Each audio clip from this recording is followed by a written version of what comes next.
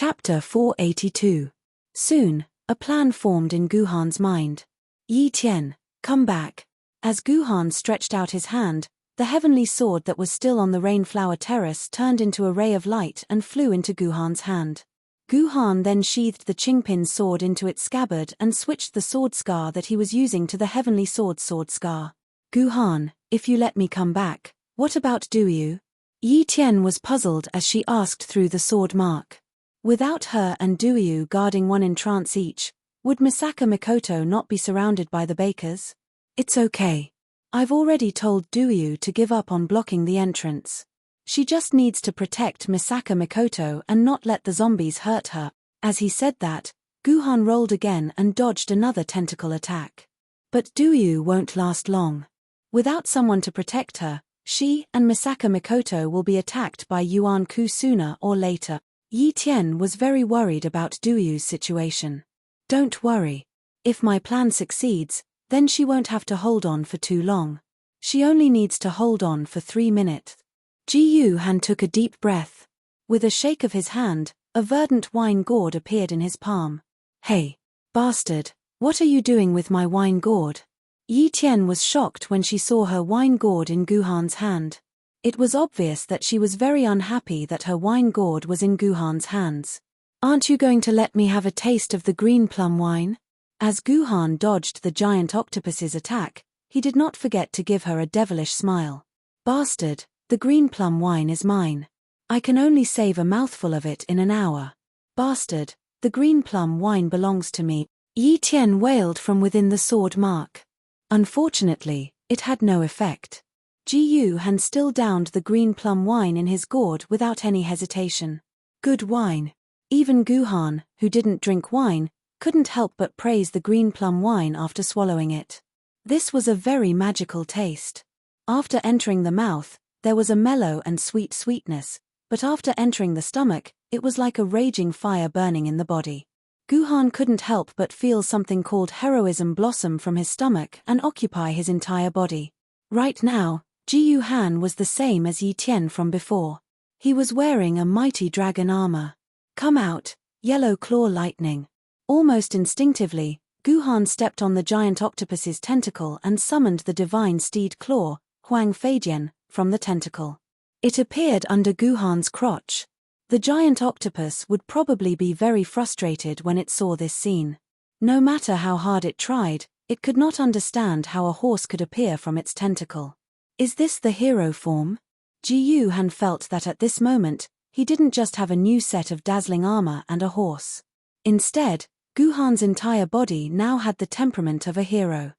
Originally, Guhan was good at scheming, liked to make plans before taking action, and was full of rationality. Now, he wanted to fight against the heavens and use the sword in his hand to slay all the Yuan Kus in the world. He wanted to use his own strength to make everyone submit to him. It was as if the soul of a hero had descended into Guhan's body, making Guhan feel that everything was no longer difficult. He could use his own strength and courage to defeat them. This kind of feeling and personality was something that Guhan had never experienced before in his life, because this was an extremely Chinibya personality. This is the feeling of being a hero. Guhan couldn't help but close his eyes and experience this feeling that he had never felt before. I like this feeling. Claw Huang Feijian let out a neigh, and its 4 hooves ran along the tentacles of the giant octopus. The galloping Huang Feijian was extremely fast, and in the blink of an eye, it had escaped from the entanglement of a large group of tentacles. The giant octopus seemed to be completely dumbfounded. It couldn't understand how Guhan, who had been besieged by it, could suddenly have a horse under his butt and escape from its tentacles. This caused the giant octopus tentacles to freeze in place for a moment, as if it was a statue. Very soon, the giant octopus reacted. It couldn't run away, so its 3 tentacles followed behind Guhan's butt, wanting to catch this annoying little goblin back. Horses were the animals that were best at accelerating in a straight line.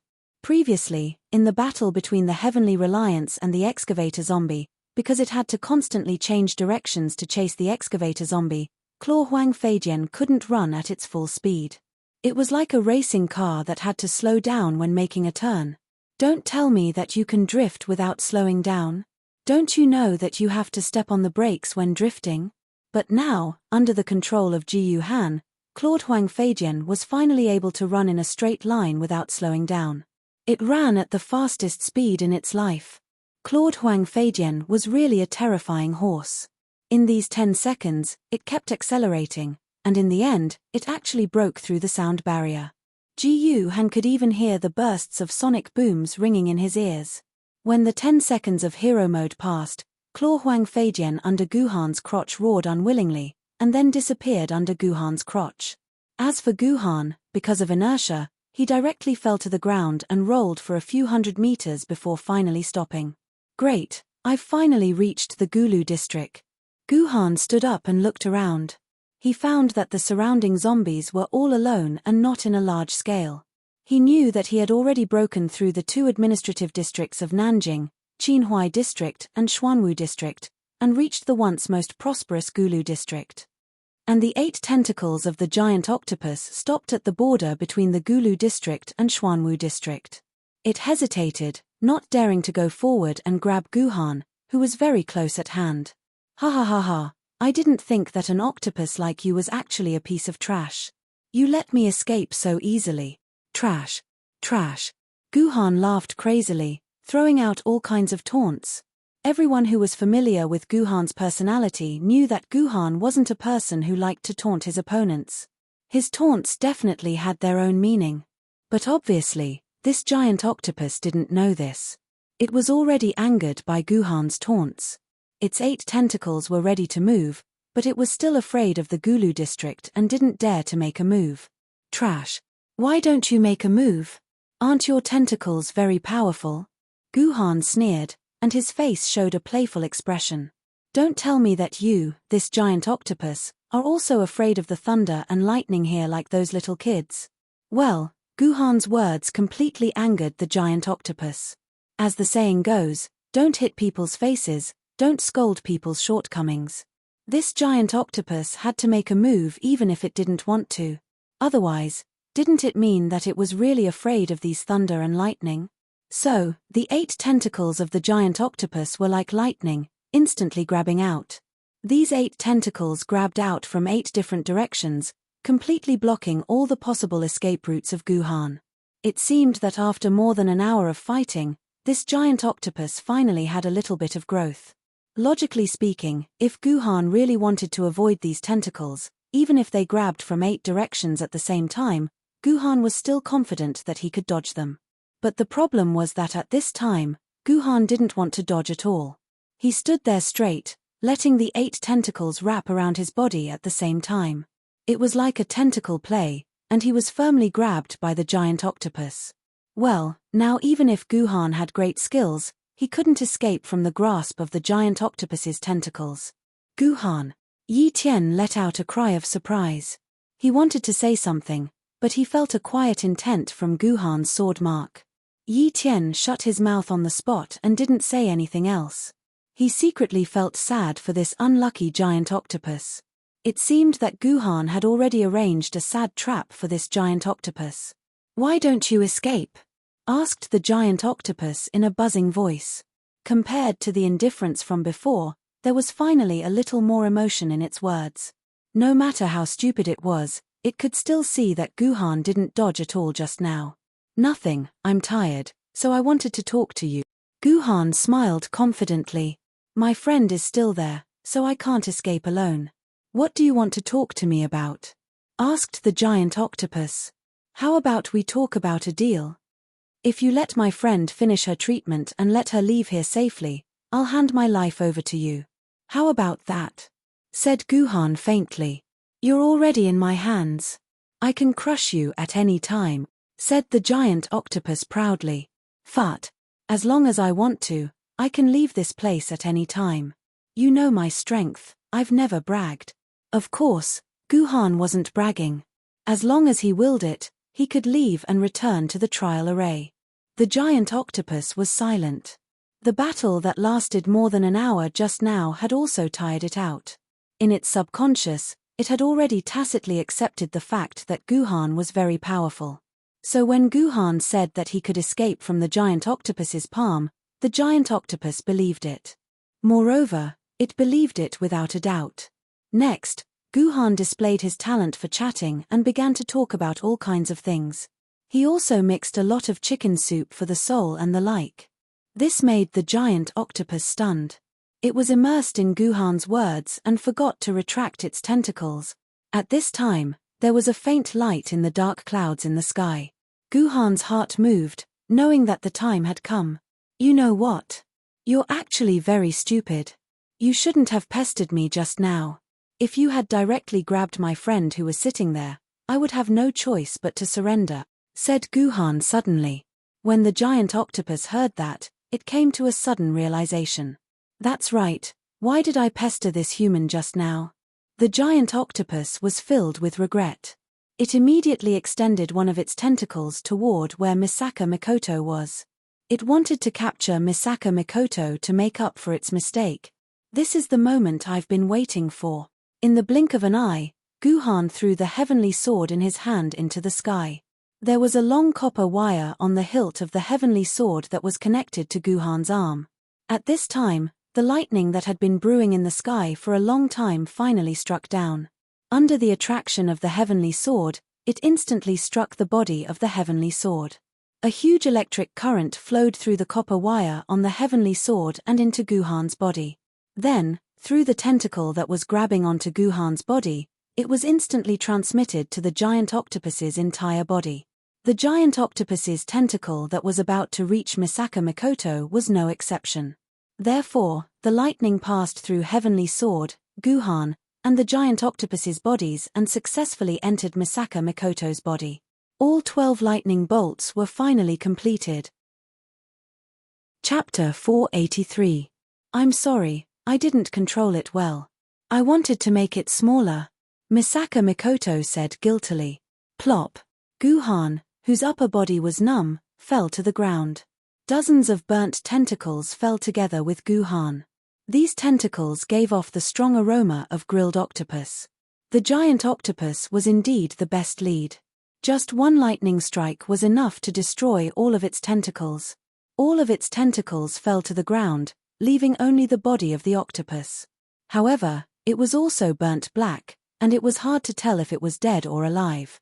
However, is this really the power that a universe-level Yuan-Ku can possess? Guhan could not help but think.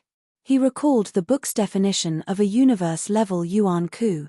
The definition of a universe-level Yuan-Ku was very simple, able to destroy a city with a population of 5 million with a single strike, leaving no survivors. Forget it, this is just a ruin. The only one alive here is the damn Yuan-Ku. Even if you don't destroy this place, I'll destroy it sooner or later. Guhan sighed.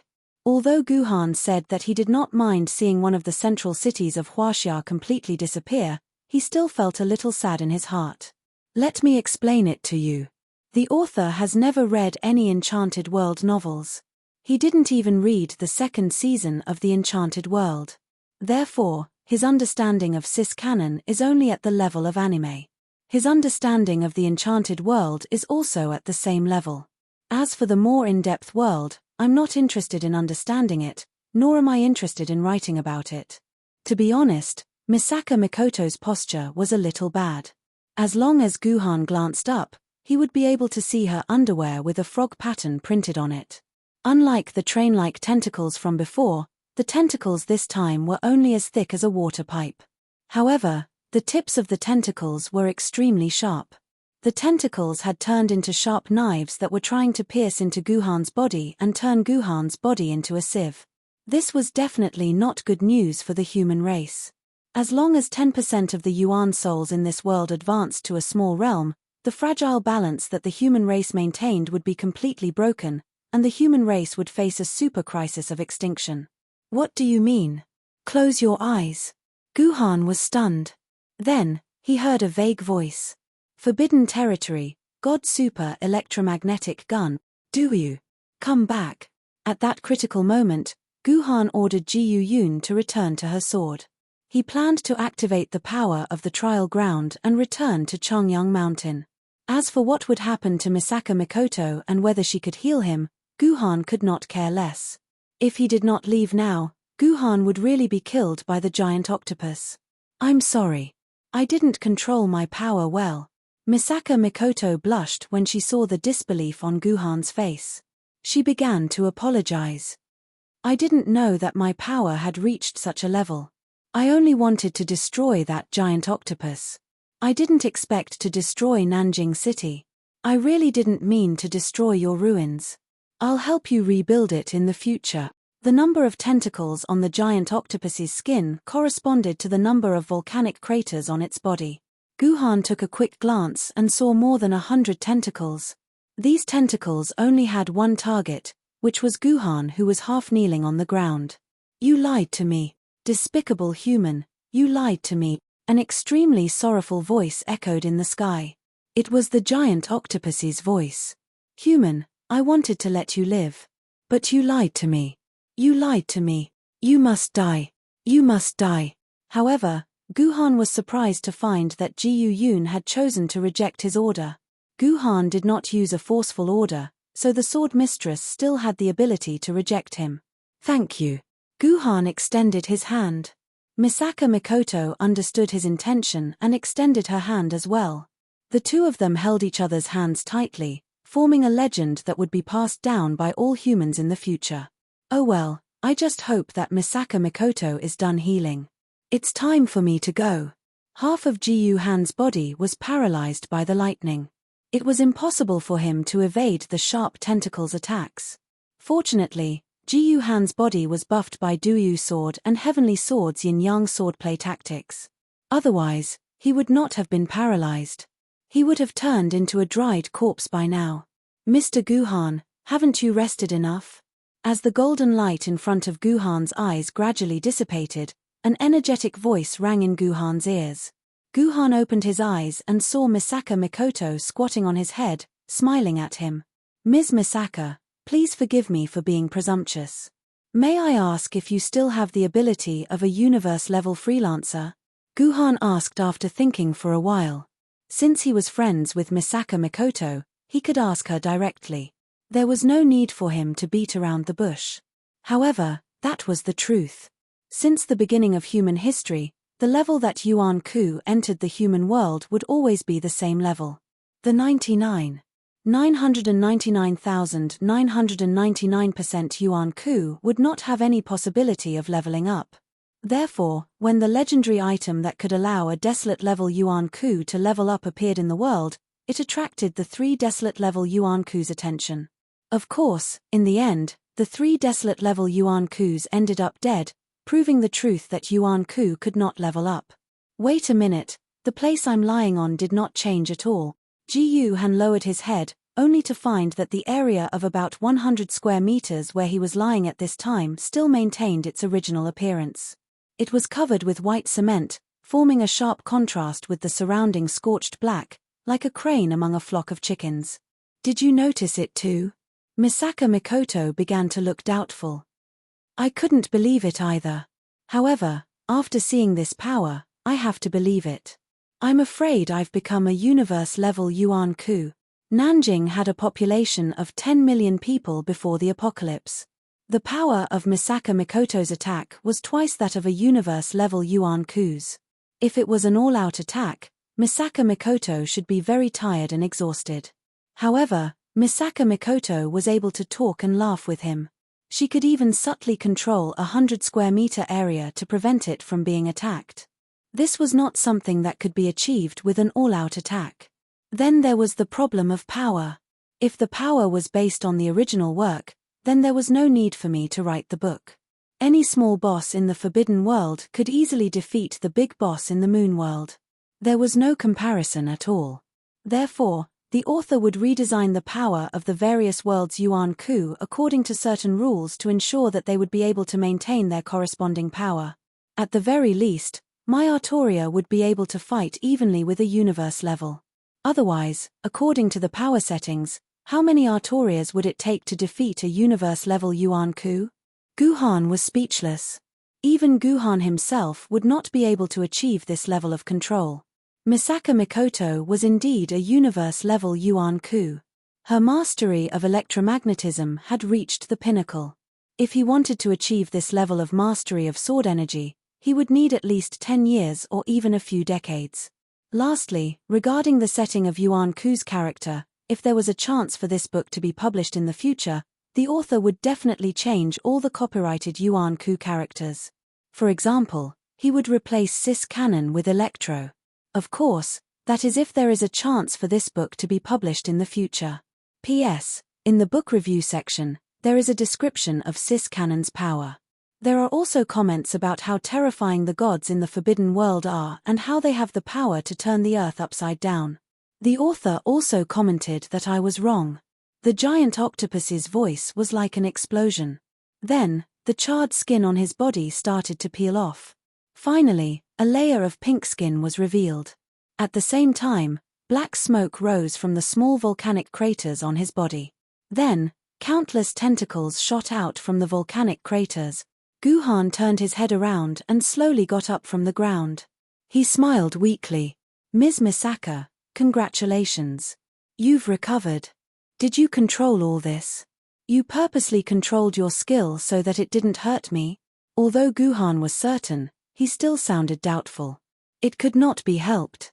Ji-Yu-Han could not believe that Misaka Mikoto was able to evade the godly super electromagnetic gun's wide-range attack by deliberately leaving a small area untouched. What kind of terrifying control did she have? F***CK, is she going to use her ultimate skill? Guhan immediately closed his eyes. At that moment, he felt a golden light shining in front of him.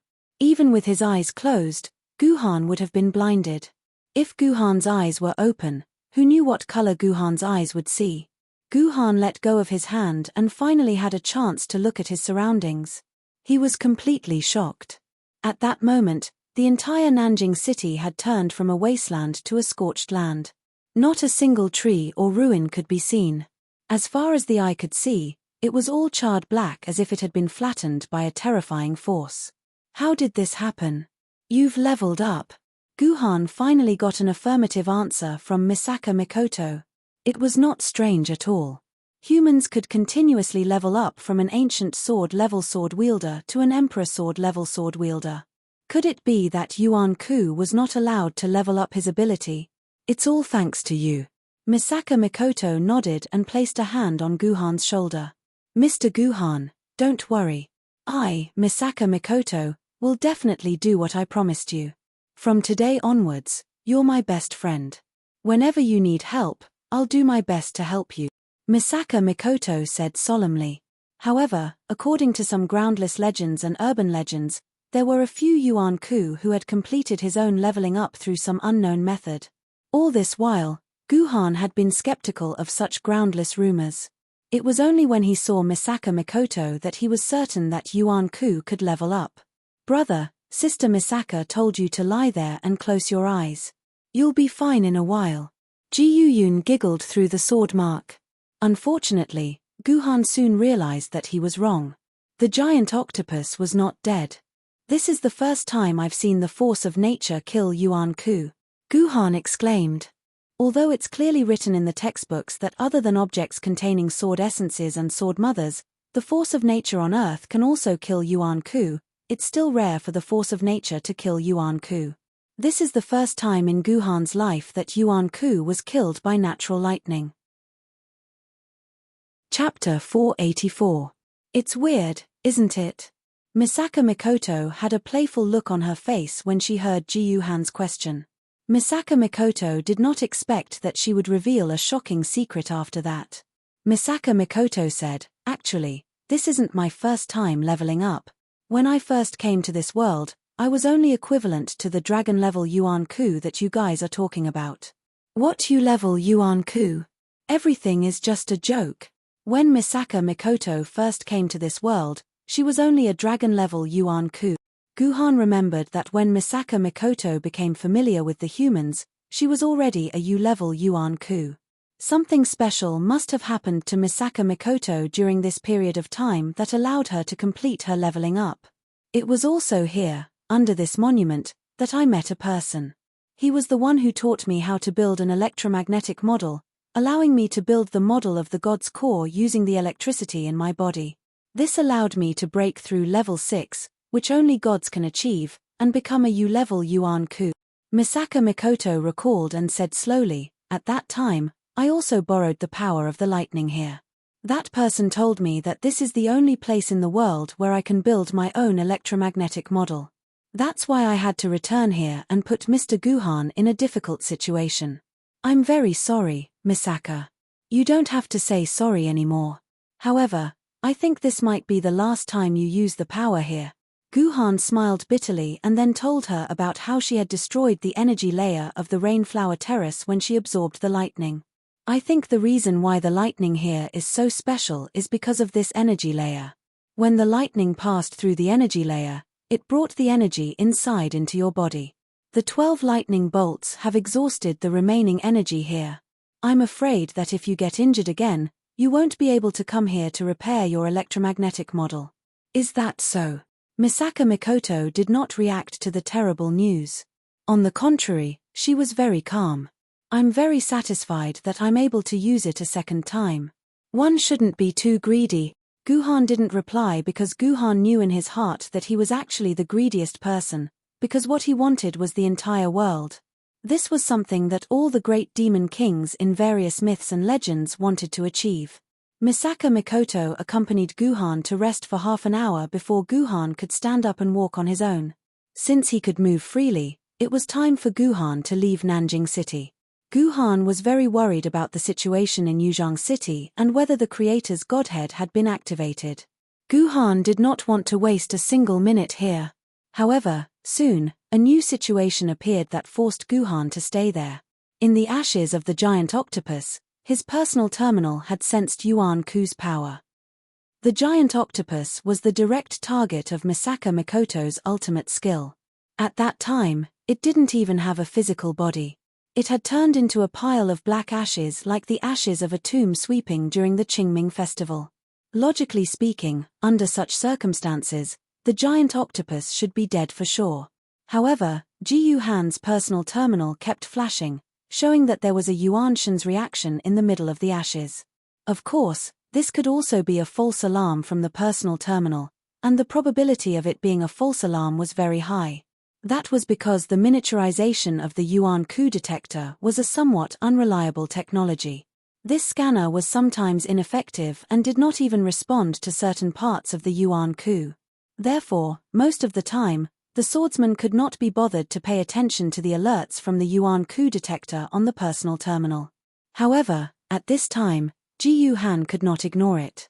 If this giant octopus was really still alive, it would probably not take long for it to recover its strength and become a human opponent again. It was better to take advantage of its weakness and kill it. Therefore, Guhan followed the directions of the personal terminal and walked step by step to the place where the signal was the strongest. This was the core area of the giant octopus's carcass. There was a small mound of ashes there. It seemed that there was a little more ash there. However, if one looked closely at the mound, they would find that the whole mound was shaking slightly. Dust constantly rolled down from the mound. There was something in the mound. Guhan directly swept a sword energy over, and the dust on the small mound was instantly blown away, revealing a nest of little elves. Wait. Should this be the remains of the giant octopus? How did it become a nest of little elves? But the truth was that there was no octopus in the mound. There were only 8 little people the size of chicks with a pair of wings gathered together in fear. They were holding hands and chest to chest. When they saw Guhan, their expressions were as if they had seen the devil. "Sister, sister, so scary, so scary." 8 clear and melodious voices cried out at the same time. Coupled with their frightened expressions, it was impossible to kill them. However, these 8 little elves called each other sister at the same time. Moreover, they looked exactly the same. Logically speaking, who was the big sister? At least come out and explain. 8. Although these little elves were extremely cute, there was not the slightest bit of tenderness in Guhan's eyes. The number of 8 reminded Guhan of the giant octopus' 8 tentacles. Even a ghost could see that there was a deep connection between them. These 8 little elves were most likely transformed from the giant octopus.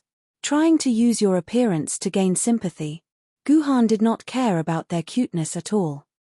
Throughout history, There were too many humans who died tragically because of Yuan Ku's momentary weakness and cuteness.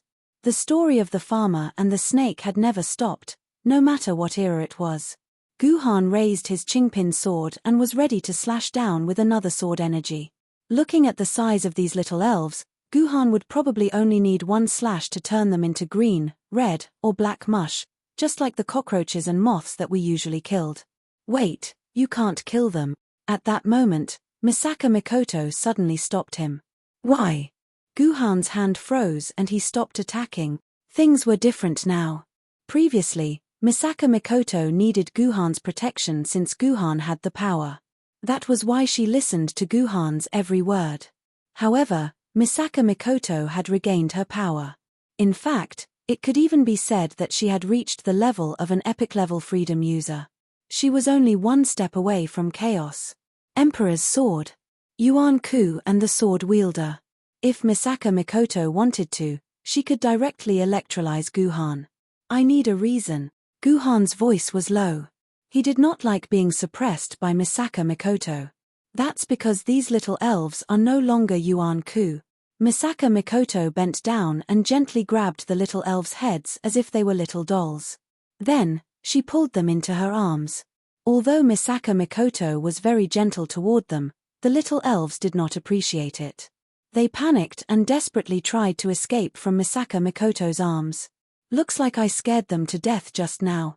Misaka Mikoto looked a little embarrassed when she saw that. She had scared them to death. From being the world's #1 octopus, they had been electrocuted into little things that were similar to a doll on a key.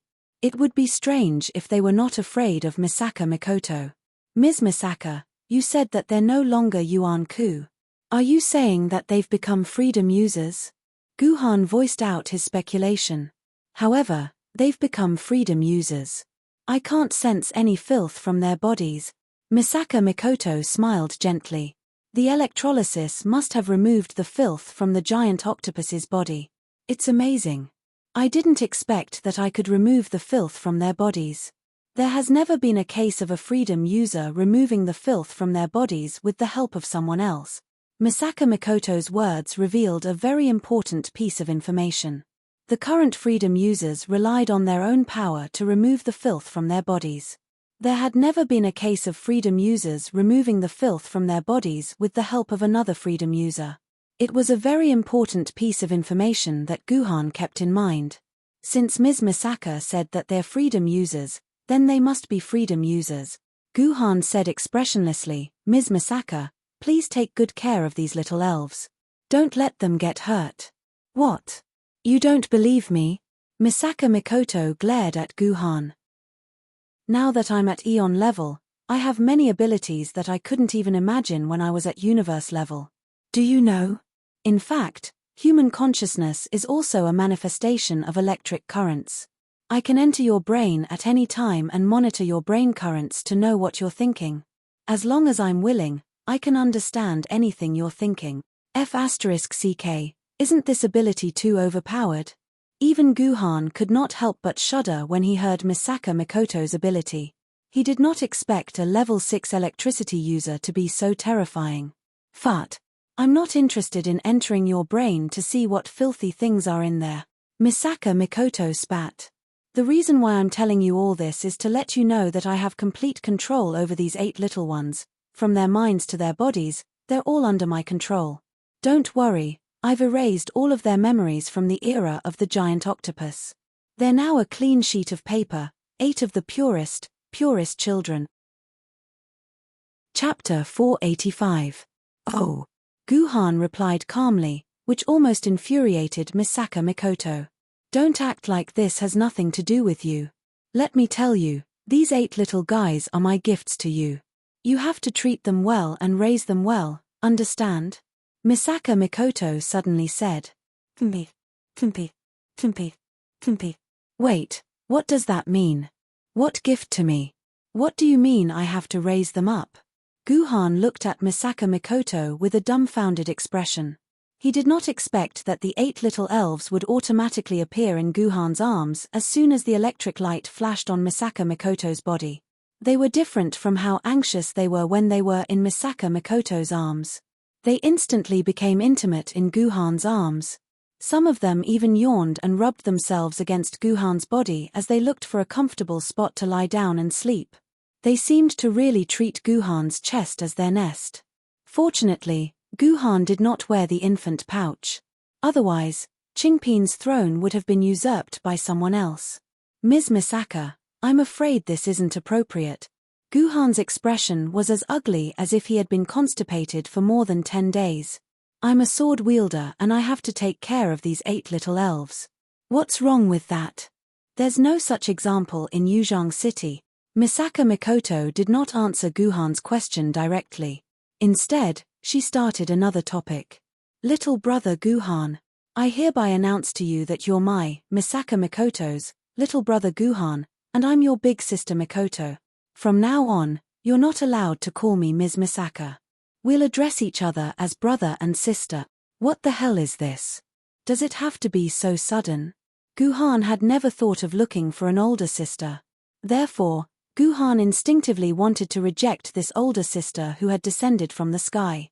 However, he swallowed his words when Misaka Mikoto said something. Little brother Guhan, from now on, as long as you don't call me big sister Mikoto, I'll immediately return to the Freedom Metropolis. I don't care about Yuzhang City anymore. Anyway, Loki won't dare to hurt my friends.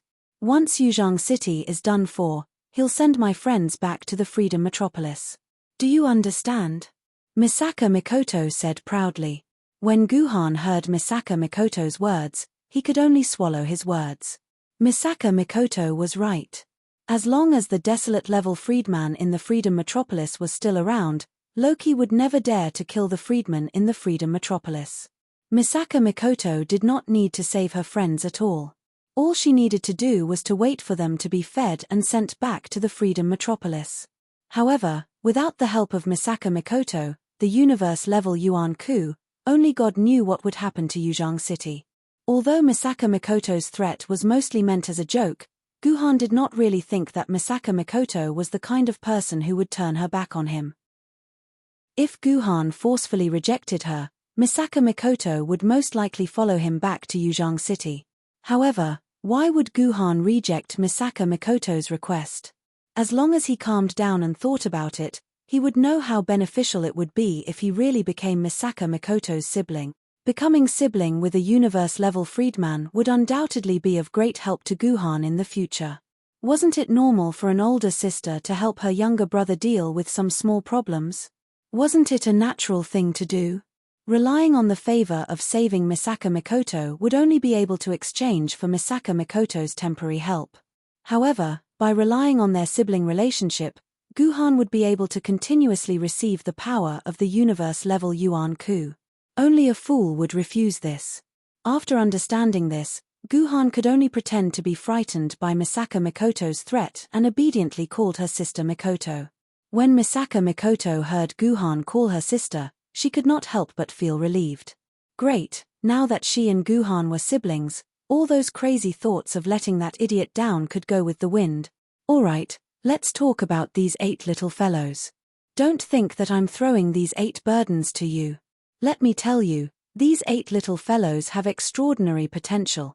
Misaka Mikoto patted the heads of the 8 little elves. Hearing Misaka Mikoto's words, the 8 little elves were as quiet as cicadas in winter and did not dare to move. Misaka Mikoto sighed.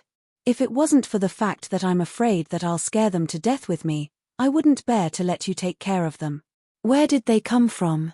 When Guhan heard Misaka Mikoto's words, it was the first time he did not feel so repulsed by the 8 little fellows.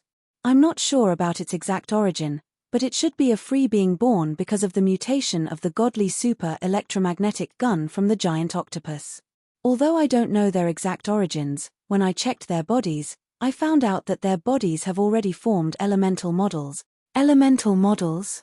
Once again, Guhan heard of a new name. However, it was not like he had never heard of it before. It seemed like the core of Misaka Mikoto's body, which was also the key to Misaka Mikoto's advancement to universe level, was something called electromagnetic modeling. Elemental models are the key reason why my friends and I were able to advance to level 6. I don't know how the universe-level Yuan-Ku from other worlds are able to activate their powerful strength, but the freedmen from my world and I can only master the power of universe level after forming elemental models in our bodies. Little brother Guhan, do you understand what I'm saying now? I think I understand a little. Guhan nodded in a daze. He still found it hard to believe. Sister Mikoto, you mean that these little fellows have already formed elemental models in their bodies, and they are all universe-level Yuan-Ku? Guhan really couldn't believe it. No one would believe that these 8 little fellows who were sleeping on his chest were 8 universe-level freedmen. This was not something that the 3 Egyptian gods could compare to, the universe-level Yuan-Ku who seemed to be on good terms with Guhan. From the way these little fellows relied on him, as long as Guhan adjusted them well, they could all become his family or his precious daughters. This meant that Guhan now had 11 universe-level Yuan-Ku or freedmen as his helpers. As long as Guhan was willing, he could even usurp the throne in Yuzhang City and take over Wu Dao's position. Look at you, it's not that simple. I'm just a universe-level freedman. How can I create 8 universe-level freedmen in one go? They are at most mouse level now, and they need your help to become universe-level freedmen. Maybe universe level isn't their limit, it's possible for them to reach universe level, just like sister. Then how should I help them? Guhan must have made up his mind to adopt these 8 little fellows. No one could resist the temptation of 8 universe level or even universe level freedmen becoming his helpers. It's very simple. Find the attribute of their elemental modeling, then look for energy of the same attribute and pour it into their bodies, just like how my electromagnetic attribute needs the heavenly lightning. Misaka Mikoto said it lightly, but it sounded like a pain in the ass to Guhan. Sister, you said it yourself. Not all lightning can be used by you, and only the lightning from the Rainflower Terrace can be used. Now that the Rainflower Terrace is destroyed, where am I going to find the lightning they want? Even if I can find the lightning, where am I going to find the other 7 elements? They might just be mouse-level freedmen for the rest of their lives. You should bring them back to Freedom City and let them live their lives freely. It's not as difficult as you think. Rare things like the lightning from the Rainflower Terrace are only needed to reconstruct their elemental modeling. Now that the elemental modeling in their bodies has been completed, all you need to do is pour the ordinary elemental energy into their bodies and let them absorb it themselves. Misaka Mikoto knocked on Guhan's head affectionately. All right, protect the 8 of them. We should return to Yuzhang City. First pour, second pour, third pour, fourth pour, fifth pour, 6th pour, 7th pour, 8th pour. All of you, stand properly and start counting. In a temporary campsite, Qingpin, who was not very tall herself, picked up a tree branch and used it as a pointer. She started training the 8 little guys that she had just taken in. These little guys were the 8 little elves that Guhan had just obtained, the Yuan-Ku elves, who were said to be able to grow to universe level. Under Qingpin's command, they flapped their little wings and formed a line in the air that was at the same level as Qingpin's head. However, only God knew if the 8 little elves were standing in the wrong order. Even with Guhan's eyesight, he could not tell the difference between the 8 little elves. However, it seemed like Qingpin was able to tell the difference. At the very least, she had pointed out that the positions of first pour and 7th pour were reversed. When the sky was getting dark and Guhan was setting up the campsite, Qingpin, who had just been released, found that she had 8 new toys.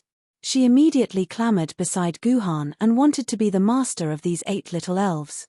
Although Guhan was afraid that these unlucky kids would be played by Qingpin, Guhan, who didn't have the time or desire to take care of these little guys, found that it was actually a good choice to let Qingpin take care of them. In fact, although Qingpin was naughty, she had a certain level of propriety. Qingpin's naughtiness would only appear when she was resting, but in a real battle, Qingpin had never really dropped the ball. Therefore, Guhan believed that Qingpin would take care of these little guys. Needless to say, Guhan's guess was not wrong. In a short period of time, Qingpin successfully became the master of these little guys. These little guys were also very obedient to Qingpin.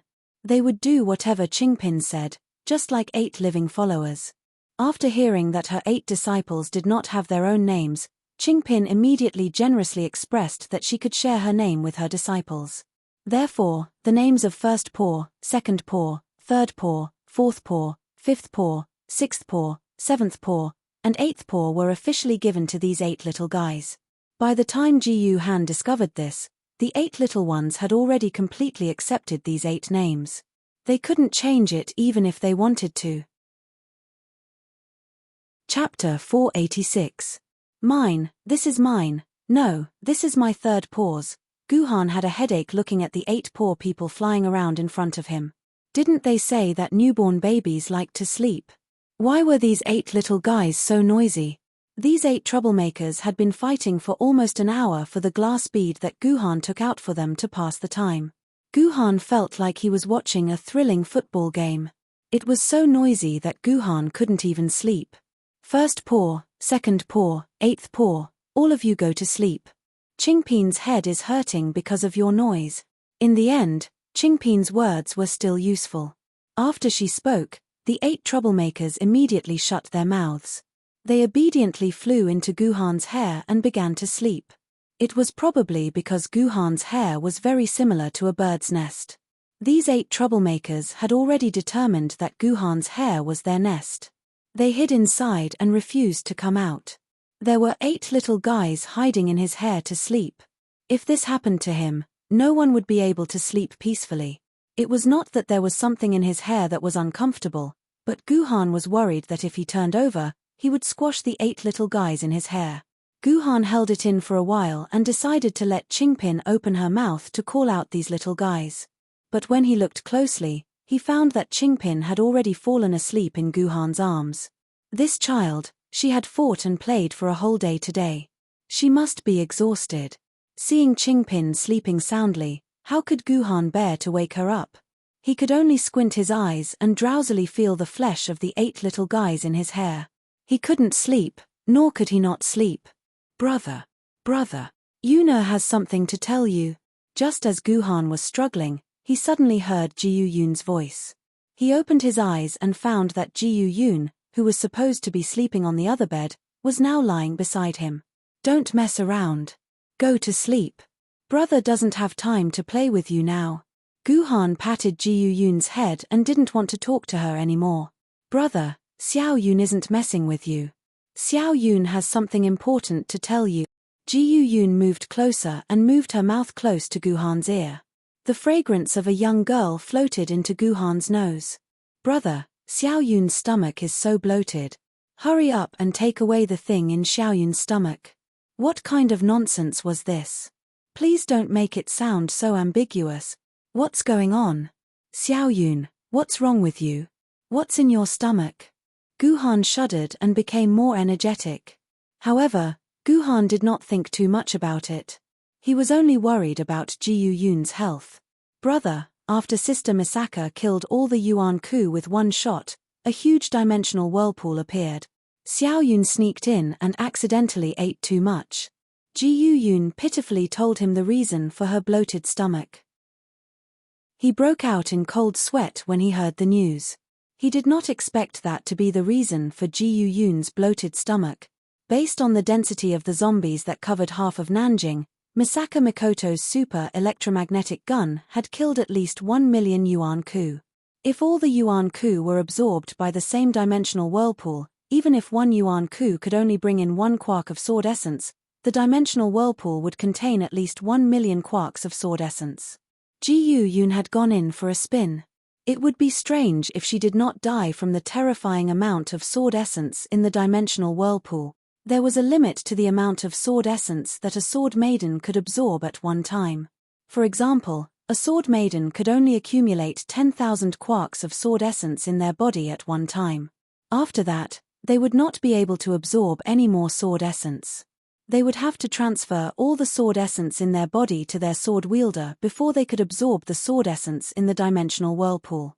To be able to make sword maidens feel bloated, this was a feeling that could only be felt when the sword elemental storage in their bodies had reached 95% or above. In other words, Ji Yun should have at least 9,500 quarks of sword elemental around her. There were at least 1 million quarks of sword elemental in the dimensional vortex.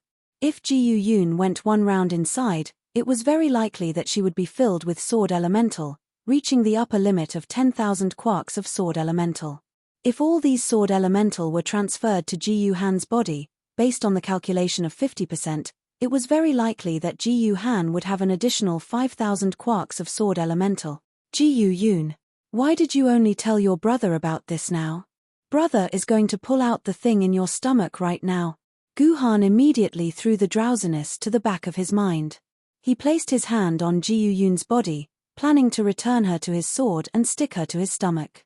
He would then use the purple mansion transfer technique to transfer the sword essence in Ji Yun's body. Oh, right. I wonder if everyone still remembers how the sword essence is transferred. If you don't, you can go read chapter 125. The author will not repeat the story. When the sword essence in Ji Yun's body began to flow into the mark on Guhan's Duyu sword, Guhan was surprised to find that the amount of sword essence stored in Ji Yun's body far exceeded his estimation. The sword essence stored in her body was not 10,000 quarks, but doubled to 20,000 quarks of sword essence. This was another discovery that surpassed the common sense of a sword maiden. Since ancient times, the upper limit of a sword maiden's storage was 10,000 quarks. Even if she was Jendi, Kanzu's sword maiden, it would still be this number. There would absolutely be no change. But now, Ji Yun's body actually stored 20,000 quarks. This had completely reversed the common sense that Guhan knew. Could this be because of the yin-yang sword art? Suddenly, Guhan thought of the yin-yang sword art. Since the yin-yang sword art allowed the Duyu sword and heavenly sword to fuse into one, then having twice the amount of sword essence stored in a sword maiden seemed to be very normal. Since ancient times, no sword wielder had ever successfully practiced the yin-yang sword art, so naturally, there were no records about the amount of sword essence stored. This was a very scientific matter, and there was nothing strange about it. So be it. Guhan decided not to waste any effort thinking about the yin-yang sword art. He greedily absorbed the huge amount of sword essence from Ji Yun's body. This was an extremely long process. When Guhan finished all of this, the sky had already brightened, and a new day had begun. From this day onwards, the amount of sword essence in Ji Yuhan's body had already surpassed that of a treasured sword wielder, and reached the requirement of a famed sword wielder. With around 14,000 sword essences, Ji Yuhan could now go look for his own famed sword wielder, the sword mistress. King Yu, wait for me. Once Yuzhang City is peaceful again, I'll go and find you in Yangjing City, Guhan murmured in his heart. How's Eagle Cat doing? Outside the super VIP ward of the Swordbearers Medical Center, Sword Immortal Cloud Sky and Sword Immortal Baiju were both waiting at the door, looking at the Eagle Cat Sword Spirit lying on the bed. Sir Chairman, the Eagle Cat Sword Spirit has only suffered some torture and abuse. He'll completely recover after a day's rest in the hospital, but... A doctor in a white coat hesitated for a moment, but still decided to speak. But according to the tests, the Eagle Cat Sword Spirit's sword marks have all shattered, except for the mark on the Ziying sword. Even the mark on the Ziying sword is on the verge of shattering. With every second that passes, the mark on the Ziying sword is in danger of shattering. Eagle Cat, you've suffered. Hearing that the Eagle Cat Sword Spirit was in such a terrible state, Zhu Wudao and Liu Lei's faces were filled with deep sympathy and sorrow.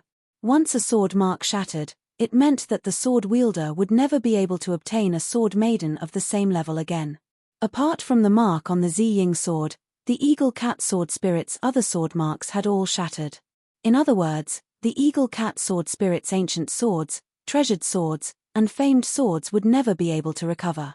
What was even more terrifying was that once a sword mark shattered, the residue after shattering would severely affect the stability of the sword wielder's Violet Palace. It would be more than 10 times more difficult for the sword wielder to synchronize with a new sword maiden. More than 98% of the sword wielder would be stuck at the level of the sword mark for the rest of their lives after their sword mark shattered, unable to advance any further.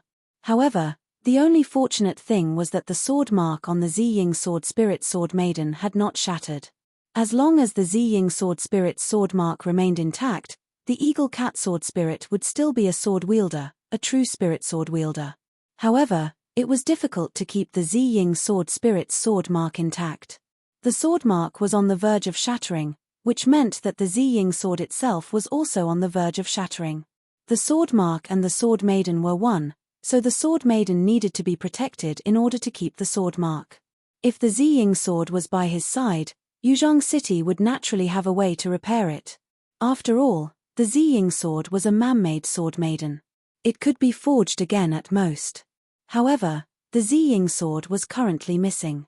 According to speculation, the Ziying sword had most likely fallen into Yuan Ku's hands after the eagle cat sword spirit was captured. It was currently under Yuan Ku's strict supervision, so retrieving the Ziying sword from Yuan Ku's camp would probably be even more difficult than saving the eagle cat sword spirit. Old man, what do you think we should do? Maybe I should go to the Mailing mountain range and see if I can bring the Ziying sword back, Liu Lei said indifferently. He did not seem to take Yuan Ku seriously at all. Don't even think about it. I can't waste you there. Although it's a bit cruel to the eagle cat sword, let the eagle cat sword be an ordinary person. He has worked hard for Yuzhong City all his life.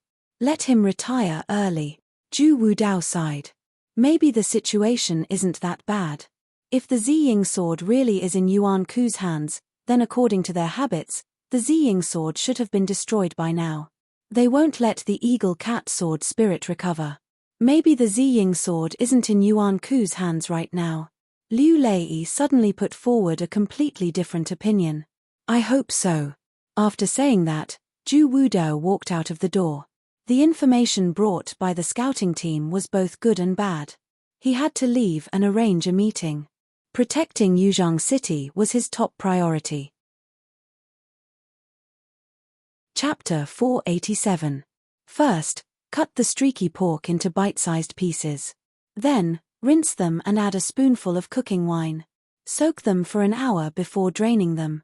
In Song Ifei's kitchen, two beautiful women in aprons were huddled together. It seemed like Song Ifei was teaching Liuyan Ling how to cook. Add oil to the wok and fry the meat until it's slightly yellow. Add in the dried chili, grass fruits, star anise, ginger, soy sauce, and light soy sauce. Then, add in boiling water and simmer in the clay pot for 2 hours. Song Ifei was very serious in his teaching, and so was Liuyan Ling. As she watched the braised pork being simmered in the clay pot, Liuyan Ling rubbed her hands and feet. She was ready to do her part. At that moment, Song Ifei's personal terminal suddenly rang with an ear-piercing alarm. Actually, it was not just Song Ifei. At that moment, about half of the sword wielders in Yuzhong City who were above sword grade had their personal terminals ringing with alarms. Did something happen? Liuyan Ling looked at Song Ifei, who was listening to a message. There was no alarm on her personal terminal. Song Ifei was stunned and dropped the spatula in his hand. Nothing. Song Ifei took a deep breath and turned around to tell Liuyan Ling, Ling, it's finally Yuzhong City's turn to attack. At the same time, on the hoverbike, Guhan was speeding alone. Misaka Mikoto was not in Guhan's car. Misaka Mikoto's ability had reached an incredible level. She could use electromagnetism to form an anti-gravity magnetic field in her body, allowing her to float in the air like a hoverbike. At full speed, Misaka Mikoto's speed was a few times faster than the hoverbike. At that moment, Misaka Mikoto had already gone to Fort Yuyang to scout out the situation. That's right. Guhan did not plan to follow Liuyan Ling's decision to return to Yuzhong City through Fujian Province. They had decided to return to Yuzhong City through Fort Yuyang. That was the fastest option. If they took a detour through Fujian Province, they would have to waste an entire day. Most importantly, the main purpose of the trip was to accompany Misaka Mikoto to rescue her friends. The last time Misaka Mikoto saw her friends was at Yeyang Fortress. Misaka Mikoto would not give up until she turned the entire fortress upside down. Although Jiyu Han did not want to go to Fort Yuyang as he wanted to return to Yuzhong City as soon as possible, Misaka Mikoto's opinion came first. Jiyu Han had no choice but to listen to her. Since they were going to rescue their friends from Fort Yuyang, they had to investigate the situation at Fort Yuyang. According to Misaka Mikoto's original plan, she did not want to do any scouting. Instead, she wanted to rush into Fort Yuyang and beat Rocky up. After that, she would force him to release his friends. With Misaka Mikoto's strength as a universe-level guardian, even 2 or 3 universe-level guardians would be no match for her. She could easily take over Fort Yuyang. However, Guhan stopped Misaka Mikoto from doing that. Guhan's reason was simple. If Rocky and Misaka Mikoto's friends were not in Fort Yuyang, they would be alerting the enemy. Even if Misaka Mikoto conquered Fort Yuyang, it would be useless. On the contrary, it would alert Rocky and he would use Misaka Mikoto's friends to threaten Misaka Mikoto. If Guhan was Rocky, Guhan would do the same. Previously, he had used Misaka Mikoto to threaten her friends. Now, he was using her friends to threaten Misaka Mikoto. Things in this world were just that interesting. That was why Guhan asked Misaka Mikoto to investigate Fort Yuyang without exposing herself. He wanted to find out if Rocky was in Fort Yuyang before coming up with a new battle plan. Oh, she's back. Guhan heard a buzzing sound in his ears. Misaka Mikoto had returned after investigating for less than 10 minutes. From her unfriendly expression, it seemed like she did not get a satisfactory result. In the Central Conference Hall of the Swordbearers Service Center. The Central Conference Hall was built like a large theater. Rows of seats were filled with swordbearers who had rushed here after receiving the alert from their gadget. If you looked closely, you would realize that all of these swordbearers were artifact-grade swordbearers. There wasn't even a single ancient-grade swordbearer.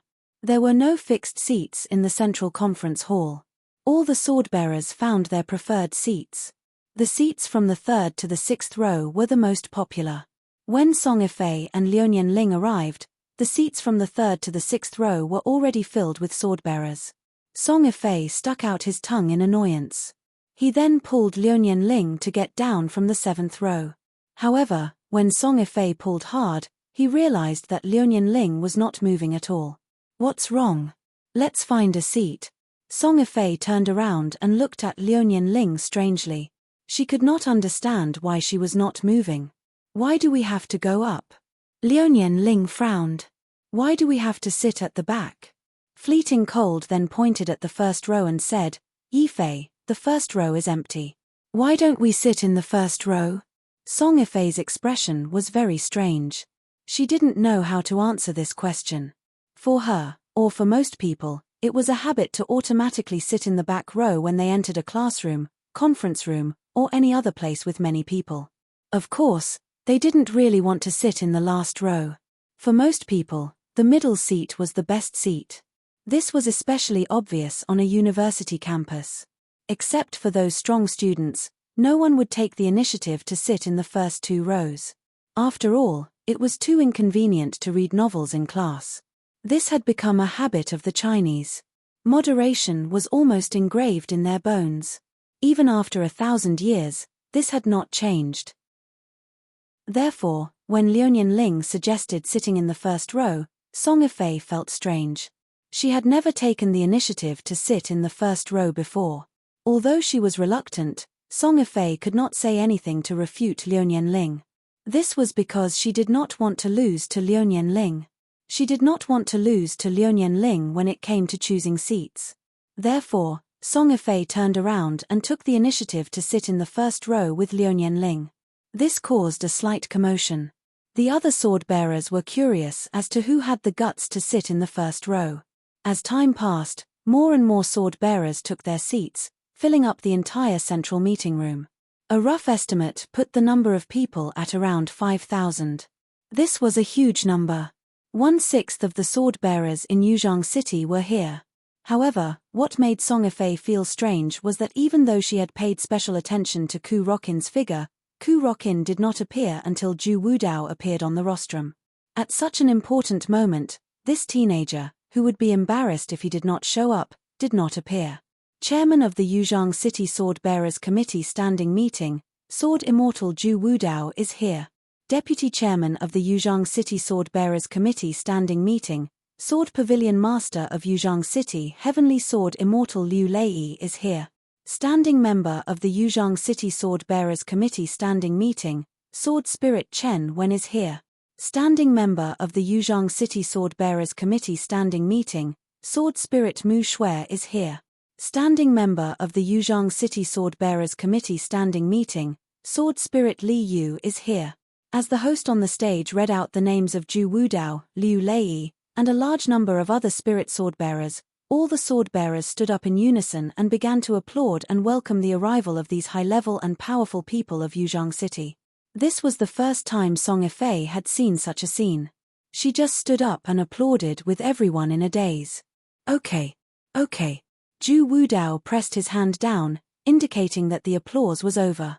Only then did everyone stop. Play Yuzhang City's city song. According to the usual routine, this kind of meeting with so many sword bearers would have to sing the city song. However, before the host could speak, he was stopped by Zhu Wudao. Okay, you shut up. I'm not going to do these things today, Zhu Wudao said very sternly. Ah. The host was a little confused. What was going on? Wasn't it always like this? If there was no need for these procedures, then what was the point of having him as a host? Just sit down and listen to me. Under Zhu Wudao's order, the host could only reluctantly sit down on the stage.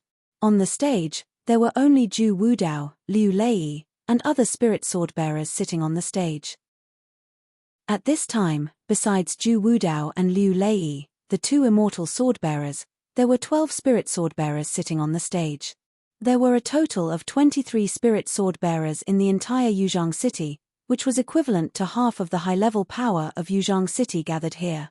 What was going on? Why were there so many sword bearers gathered here? Could it be that the Yuanxing is about to attack us? All the sword bearers who participated in the meeting were confused, but they had a vague feeling that some of them might not have the chance to come to this meeting room again. Chapter 488. Rocky isn't in Fort Yuyang. That was the first thing Misaka Mikoto said when she returned. She then added, my friends aren't in Fort Yuyang as well. As a newly promoted universe-level freelancer, the small Fort Yuyang could not hide from Misaka Mikoto's spiritual sense. All she had to do was to sense it and she would know if the people she was looking for were there. That's normal. That's what I expected. Guhan was very calm when he heard Misaka Mikoto's report. He was not surprised at all. If Rocky's target is the Imperial Zergs, then Fort Yuyang is meaningless to him. It's just a stronghold to store his troops. Right now, he should be concentrating all his forces in Mailing Mountain range. That's his base. It's normal that you can't find Rocky and your friends in Fort Yuyang. That's why I suggest we take a detour around Fort Yuyang and return to Yuzhang City. We'll get help from Yuzhang City's intelligence system. That way, we'll have a better chance of finding your friends. Guhan could not wait to return to Yuzhang City. However, Fort Yuyang hasn't been completely abandoned. I found out that there's a universe-level, Yuan Ku, guarding there. He might know where my friends are. Misaka Mikoto did not directly respond to Guhan's suggestion. However, the meaning behind her words was very clear. She did not want to let go of any clues that could lead to her friends. As a universe-level Yuan Ku who was on par with Rocky, he would definitely know a lot of secrets. Most of the information about Misaka Mikoto's friends would be in the hands of universe-level Yuan Ku. I understand. Let's capture that universe-level Yuan Ku and force him to tell us where your friends are. Guhan gave up on the idea of taking a detour back to Yuzhang City. After spending the past few days together, he understood Misaka Mikoto's character very well. She was a good person who would always put her friends first. As long as there was news of her friends, she would be the first to rush to them. He would either follow her or return to Yuzhang City alone. In fact, it was not a big deal for Guhan to return alone. With his 14,000 quark sword essence, the powerful 9 swords of mysterious heaven, and the yin-yang sword art, as long as he did not encounter the meteor stage Yuan Ku, Guhan could easily kill his way back to Yuzhang City. Unfortunately, Guhan could not let go of Misaka Mikoto. Although she was very powerful and smart, she was too easily swayed by her emotions. That kind of personality would usually ruin the plan during critical moments. Loki was full of tricks. Even if Misaka Mikoto was a universe-level Yuan Ku, she would not be able to gain any benefits from Loki's trap. She might even be controlled by Loki using her friends to threaten her. After much consideration, Guhan felt that Misaka Mikoto could not fall into Loki's hands. He could only follow behind Misaka Mikoto and help her strategize so that she would not fall into his trap. Everyone must be very curious as to why I suddenly gathered everyone here. Is it because Yuan Ku has begun to attack Yuzhang City? Jiyu Wudao scanned the more than 5,000 swordsmen below the stage with a stern gaze. His gaze was so sharp that everyone who met his gaze could not help but avoid his gaze. Of course, that was except for Liunian Ling. Then I can tell you the answer to this question now. No, of course not. Right now, Yuan Ku's main force is still staying in the Mailing mountain range. They haven't even come within 100 kilometers of us. We're still very safe for now, at least for today. Hearing Jiyu Wudao's words, all the swordsmen breathed a sigh of relief. Most of them thought that Yuan Ku's army had already set out for Yuzhang City and Jiyu Wudao had gathered them here to arrange a defensive battle mission. Therefore, everyone was secretly afraid that they would die in battle. Now that they heard Jiyu Wudao say that Yuan Ku's army was still in the Mailing mountain range, they all breathed a sigh of relief. The sigh of relief was originally a very small sound, but when the sound of many people's sighs of relief gathered together, it became loud enough for Jiyu Wudao to hear. Jiyu Wudao snorted with a horrified expression. The entire venue immediately fell silent and no one dared to make a sound. You can all breathe a sigh of relief now. You can breathe a sigh of relief today, but what about tomorrow? What about the day after tomorrow? What about next week? Do you still have a chance to breathe a sigh of relief here? Jiyu Wudao's tone was like an angry machine gun, shocking all the swordsmen into silence. Let me tell you again, it's been more than 20 days since the fall of Fort Yuyang. Do you think that Yuan Ku has been resting and breathing a sigh of relief in these 20 days? Wrong, you're very wrong. They're all accumulating their strength and looking for something that can erase Yuzhang City from the map in a few seconds. Do you understand? How could this be? No way, that's impossible. How could there be a force in this world that can erase Yuzhang City in a few seconds? The sword-bearers below the stage suddenly became restless. Even though they were suppressed by Jiyu Wudao's imposing manner and didn't dare to say a word, now that they had heard such explosive news, they couldn't help but discuss it. Indeed, in their minds, there was no force that could destroy a base city. As a matter of fact, in the past 1,000 years, not even when humans were at their weakest, not even when they had lost 3 base cities. Not once had a base city been destroyed by Yuan Ku with one strike. It was just like before the era of nuclear weapons, no one had ever imagined that something as horrifying as nuclear weapons existed in the world. Don't think that such a thing doesn't exist. It's just that you don't deserve to know about it. Jiyu Wudao pressed a button on the control panel. The entire conference room darkened. Then, a hexagonal cylinder was projected in front of everyone. This is called the creation divinity. It's one of the most horrifying forces in this world. Jiyu Wudao slowly explained the general situation of the creation divinity. However, he concealed the fact that Kunzu had been exiled to the void because of the creation divinity. Without the tacit consent of the Liu Nian family, this information would never be made public.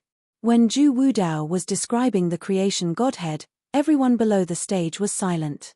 They listened very seriously and didn't miss a single word that Jiyu Wudao said. Only now did they know that such a terrifying power existed in the world. An emotion called fear began to spread in everyone's hearts. The thought that such a horrifying force could befall them at any time. Not only would it destroy them, but it would also destroy their families and the city that they cherished. All the swordsmen began to feel fear.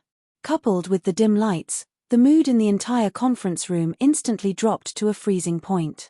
Some people might find this strange and say that it was fine for the upper echelons to know about this, but not most people. Otherwise, it would cause social chaos. This was not without reason.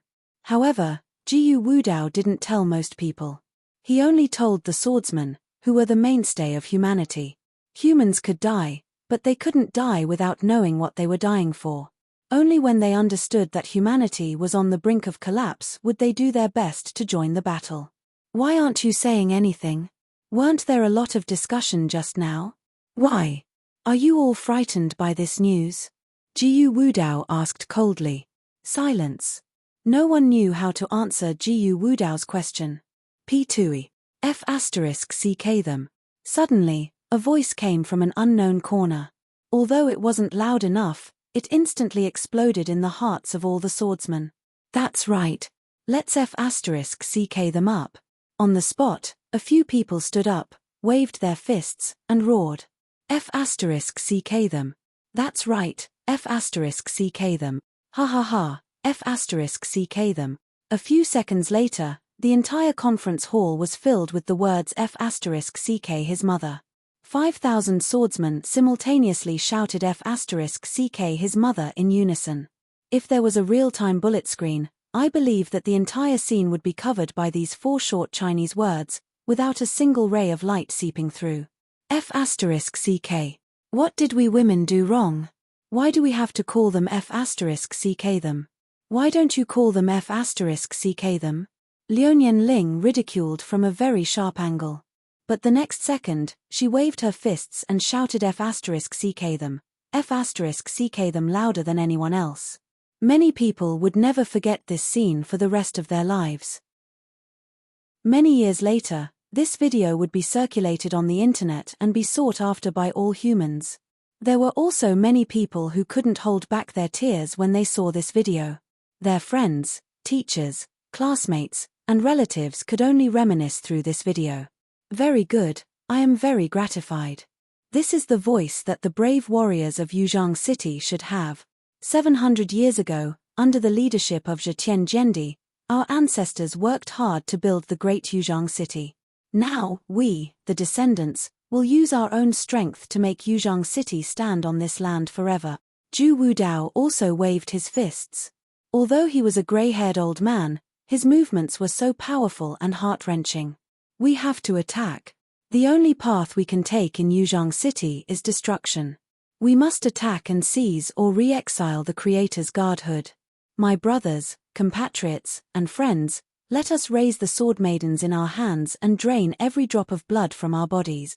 With this, Zhu Wudao suddenly drew out his Emperor Yu's sword and pointed it towards the sky. All for humanity. All for Yuzhang. All for humanity. All for Yuzhang. All the swordsmen followed Zhu Wudao's example. They raised their sword maidens and shouted with their lives. All for humanity. All for Yuzhang. Chapter 489. Sister Michin, if you want to successfully rescue your friends, I hope that you can listen to my command. In a forest outside Fort Yuyang, Guhan was sitting on the ground and communicating with Misaka Michin before the battle. If Misaka Michin had not recovered, Guhan would not have said such words. However, strength was king now. If Guhan wanted to take command, he had to communicate with Misaka Michin in a friendly manner. Sure, no problem. As long as your idea is correct, I'll listen to you. I believe in your ability to command. Misaka Michin agreed readily. When they broke through the zombies' defensive line, Guhan's imagination and ability to command had amazed Misaka Michin. Misaka Michin was not a strong-willed person, so she agreed to Guhan's request without hesitation. All right, it's a deal. Guhan extended his hand. Misaka Michin hesitated for a while before giving Guhan's hand a pat. It's a deal. First of all, Michin, you must promise me that you won't expose the fact that you've become a universe-level freak. If possible, I hope that you can return to the state where the electromagnetic model in your body was destroyed. Guhan smiled and gave his first suggestion. You little brat, what kind of devious ideas are you plotting? When Misaka Mikoto heard Ji-Yuhan's words, she knew that Ji-Yuhan had a lot of evil intentions in his heart. It's nothing much. If a universe-level Yuan Ku wants to escape, even if you're a universe-level Yuan Ku, I'm afraid that you won't be able to stop him. It's better to let him come to us on his own accord. That way, we can save some effort. It seemed like Yuan Ku, who was left behind in Fort Yuyang, was going to be in trouble. Everyone will be divided into 3 battlefields. 3 different teams will be assigned to different missions. In the central conference room, Zhu Wudao waved his hand and a scale map of my Ling Mountain was projected. The key to Loki's plan is to find the Emperor Zerg dimensional crystal hidden in Yuzhang City. Without the Emperor Zurg, Loki is just a universe-level Yuan Ku. It's impossible for him to control the powerful creation deity's personality. That's why our first target is to destroy Loki's method of obtaining the Emperor Zurg. As he said that, Zhu Wudao tapped a few times on the projected map. 6 locations on the map were marked by Zhu Wudao, and a long earthworm was drawn on them. Before I announce this plan, I would first like to thank our brave and fearless sky-piercing sword reconnaissance team. In yesterday's operation, the sky-piercing sword team not only perfectly investigated the situation of the entire Mailing mountain range, but also rescued our eagle cat sword spirit. They are a great team, a team that will be forever remembered by Yuzhang City. Speaking of this, Zhu Wudao's face suddenly became gloomy. However, one of their members, Tyrant Wang, disappeared when he went down the mountain to deliver the information. He hasn't been found yet. Perhaps he has sacrificed his life for our Yuzhang City. I suggest that we observe a minute of silence for Tyrant Wang to express our grief for him. After Zhu Wudao finished speaking, he took the lead to bend his waist. The rest of the sword-bearers also followed suit and entered a minute of silence. A minute later. According to our brave sky-piercing sword squad, there are a total of 6 giant platinum earthworms distributed in these locations. They're continuously mining the ore in the vein in an attempt to dig out the ore containing the Emperor Zurg. I have to admit that the speed of these 6 giant platinum earthworms in a day is equivalent to our speed in half a month. If they continue to dig like this, even if they can't dig out the Emperor Zurg, the Mailing vein that Yuzhang City relies on for survival will be completely emptied. We can't allow that to happen. Zhu Wudao forcefully knocked on these points. We have to kill these giant platinum gold earthworms. Our main mission is to kill these giant platinum gold earthworms. Aren't these the locations with the most abundant ore veins in the Mailing mountain range?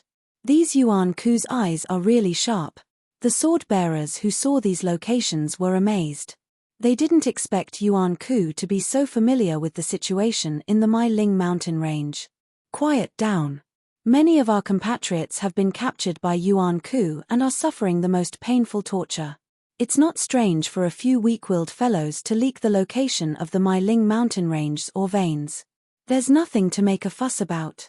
Next, I'm going to talk about the most important thing. Zhu Wudao's words quickly calmed the scene down. My plan is for 3 teams to start attacking from these 3 spots. Each team will be responsible for 2 giant platinum earthworms and send them back to the dimensional whirlpool. Without the giant platinum earthworms, I want to see how Loki can mine, Zhu Wudao said domineeringly. Pleated sword spirit, I will assign you 1,500 sword bearers and famous sword bearers. There will also be 2 spiritual sword bearers as your assistants. You will start from point A and be responsible for the giant platinum earthworms at point 1 and 2. Zhu Wudao touched a few spots, indicating that the pleated sword spirit was responsible for those spots. I promise to complete the mission. Between me and these 2 earthworms, only one can live. The pleated sword spirit clenched his fists and said while gritting his teeth. Sword spirit Mu Shui, I will also assign you 1,500 sword bearers and famous sword bearers. There will also be 2 spiritual sword bearers as your assistants. You will start from point B and be responsible for the giant platinum earthworms at point 3 and 4. Zhu Wudao continued to assign.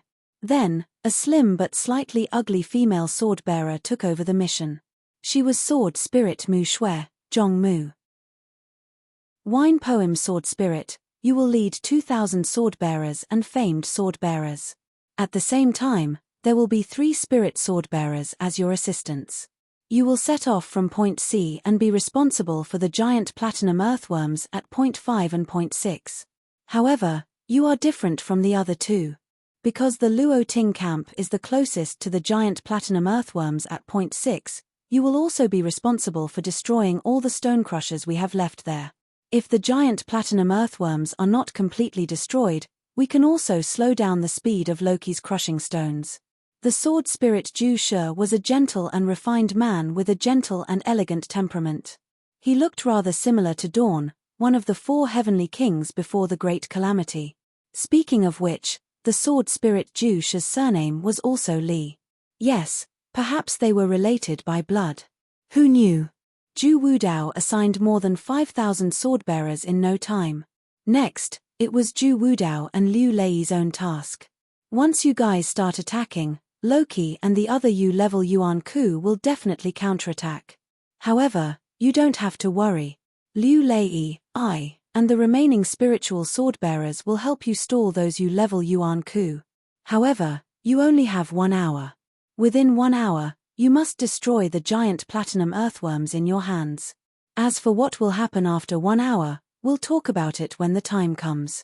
If we two old bones are still capable, maybe by that time, a U-level Yuan Ku will fall on Mount Myling. Zhu Wudao sneered. This war conference was about to enter the last part. Next is the problem of everyone's assignment. I'll give you guys 5 minutes to report the names of the teams you want to form. I'll assign them according to your list. When these sword-bearers fought outside, they usually formed their own teams with a few people or even a dozen people. This way, they would be safer outside. These teams had fought their way through countless battles, so they were the most trustworthy and had the most tacit understanding with each other. When they fought together, their combat power was not as simple as 1 + 1 = 2.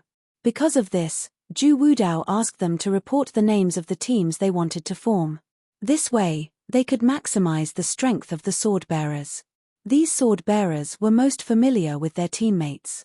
Without hesitation, they reported the name list of their team members at lightning speed. As for Song Ifei, he directly jumped from ancient sword-bearers to treasure sword-bearers. After taking a few basic classes at Yuzhong University, he was thrown into the same team as Guhan to complete the trial mission. Therefore, Song Ifei didn't have any teammates. If he had, it would be Guhan, Yi Wenjun, Ku Rokin, and Liuyan Ling. Unfortunately, Guhan hadn't returned yet. Yi Wenjun and Ku Rokin hadn't appeared in the conference hall. Song Ifei could only fill in the name of Liuyan Ling. It was quite tragic when he thought about it. 5 minutes passed quickly. All the teams had been reported and were waiting to be assigned to the 3 different teams. Of course, this assignment wasn't done by Wu Dao. There were 5,000 people and hundreds or even thousands of teams. He, Wu Dao, didn't have the time in the United States to assign these things. All the names were uploaded to the BAT supercomputer, which was in the hands of Tomono Kakaze. With the help of the supercomputing chip, the most reasonable assignment table was quickly calculated and sent to the personal terminals of the sword-bearers. I've been assigned to the pleated blade spirit. Ling, see if you're also with the pleated blade spirit. Song Ifei's personal terminal chimed, and her message was sent. Is that so? I might have to wait for a while. Liuyan Ling's personal terminal didn't respond. At this time, the other sword-bearers' personal terminals chimed one after another.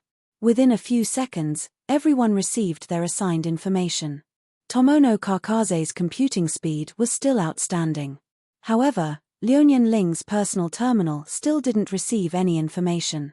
Liuyan Ling didn't need to think to know that Zhu Wudao was behind this. She didn't say anything and directly jumped onto the rostrum. Grandpa Zhu, which team am I in? Chapter 490. She's still here. Zhu Wudao's heart skipped a beat. As expected, Liuyan Ling was unwilling to be excluded. This was a habit of the Liuyan family. The Liuyan family would not stay out of this matter no matter what. However, Zhu Wudao didn't want Liuyan Ling to interfere. Liuyan Ling was the only descendant of the Liuyan family. If she died in the Myling mountain range, how could he face Lord Kanzu's spirit in heaven? Ling, why are you here? I don't remember your name being on the invitation list. Zhu Wudao didn't panic.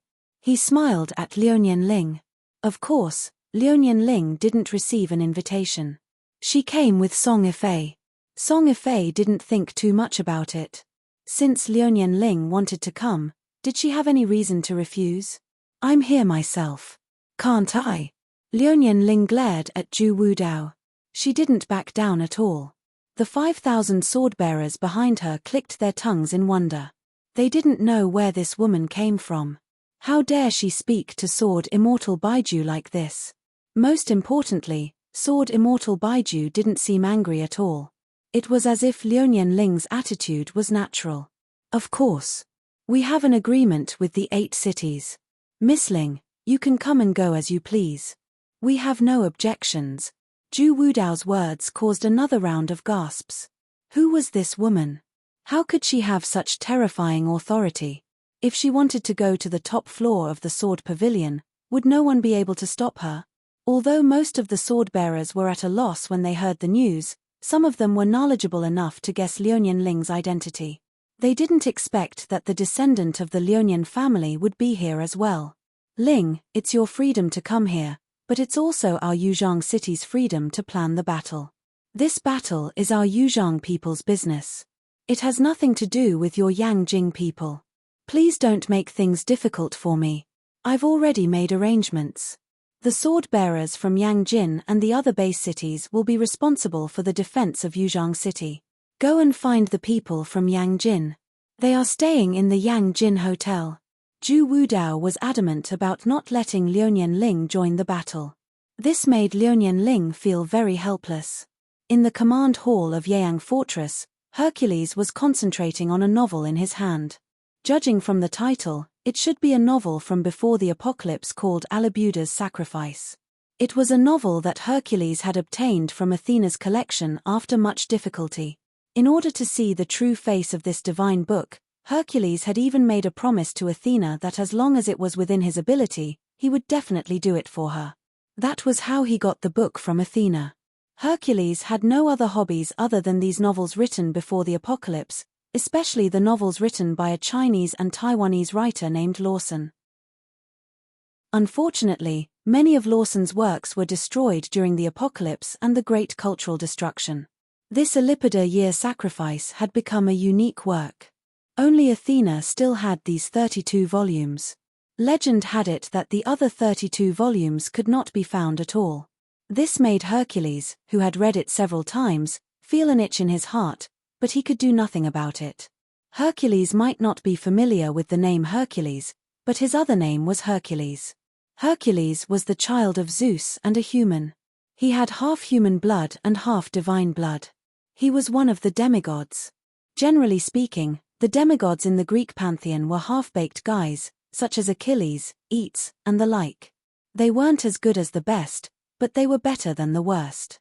They were somewhere between the dragon-level elemental soul and the dragon-level elemental soul. Many of them had died in battles over the past 1,000 years, and they didn't have any notable achievements in their lives. However, Hercules was a demigod. According to the legends, he was able to fight against most of the Greek gods. He was a powerful warrior who killed the Medusa, a great-class elemental. After his death, he ascended to heaven and became the Hercules of the Greek pantheon. He was even able to fight on par with Apollo.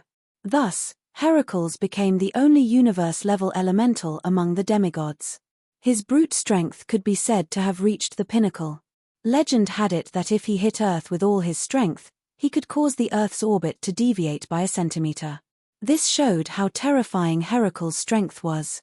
At this moment, Hercules was one of the helpers Loki had hired. He was responsible for protecting Loki's rear at Yuyang Fortress.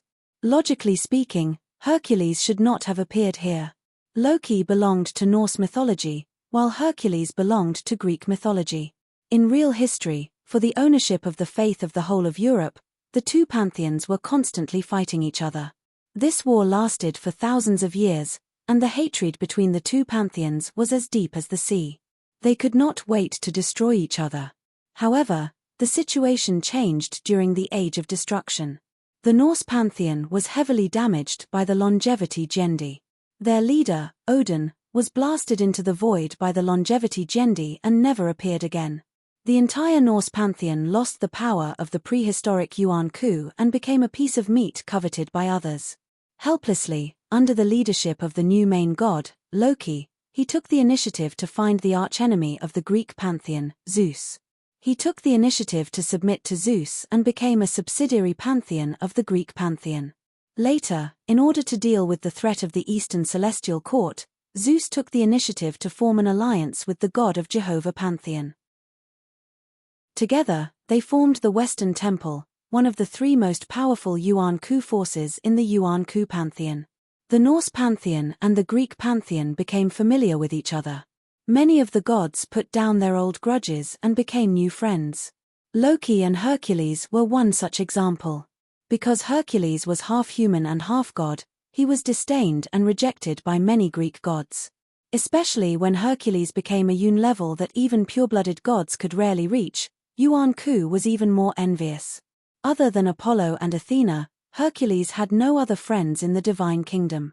Loki's bloodline was noble, and he deliberately made friends with Hercules. Soon, the two of them became good friends and comrades. This time, Loki had made a big move. In order to ensure that everything went smoothly, he would not let go of Hercules, who was so good at fighting. Under Loki's invitation, Hercules joined the operation and guarded Fort Yuyang for Loki. Logically speaking, Hercules did not want to guard Fort Yuyang. He only wanted to join the battle as soon as possible and smash the heads of some human swordbearers to vent his unbridled strength. However, Loki insisted that he stay in Fort Yuyang. This made Hercules feel very uncomfortable. Even the Alibuda year's sacrifice, which he could read for dozens of hours without panting, could not wear down Hercules' excess energy. As he read, his mind began to wander. Just when Hercules was bored to death, something interesting suddenly happened. One of Hercules' Saint Seiya suddenly came to report that a group of kobolds had discovered a swordbearers fighting in the forest west of Fort Yuyang. They did not know what to do. When Hercules first heard the report, he was very confused. What was there to report about a swordbearers fighting in the forest west of Fort Yuyang? Why didn't they just go up and kill him? Why did they have to report it to him? Could it be that they were planning to let a great universe-level Yuan puppet like him personally take action? Forget it, he was just worried that he had nowhere to use his strength. Now that he had a swordbearer, he could relax a little. He could only hope that the sword mistress of this swordbearer was of a higher level and could take a few hits. When Hercules arrived at the battlefield, he was shocked to find that things were not as simple as he thought. The sword mistress who was being chased by a human swordbearer was none other than Misaka Mikoto, who had escaped from Fort Yuyang. At that moment, Misaka Mikoto was in a sorry state.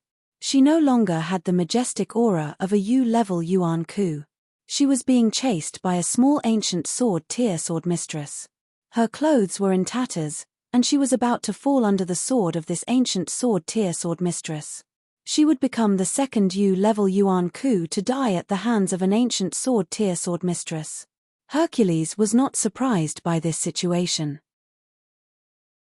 He was part of the group that attacked Misaka Mikoto with Loki. He was there when Misaka Mikoto escaped and saw her explode her godhead with his own eyes. P.S. Hercules was not very clear about Misaka Mikoto's situation. He thought that all U-level Yuan Ku had godheads in their bodies like him. That was how she managed to escape. Since her godhead had exploded, it was not surprising that Misaka Mikoto was being chased by an ancient sword-tier sword mistress. However, he heard from Loki that Misaka Mikoto should have escaped hundreds of kilometers away. Why would she appear next to Fort Yuyang again? Forget it, I don't care anymore. I can't let Misaka Mikoto die in front of me. If that pervert in Liberty City finds out about this, he'll do anything he wants. I can't bear the wrath of that pervert. With that, Hercules leaped up and charged toward Misaka Mikoto like a cannonball. The ancient sword-tier sword mistress who was attacking Misaka Mikoto reacted quickly. When she saw Hercules coming toward her, she immediately turned into a stream of light and returned to the human swordbearer who was secretly commanding the battle 1 or 2 kilometers away. There was no way Hercules would let a sword mistress escape from under his nose. Without another word, he went after the unfortunate human swordbearer.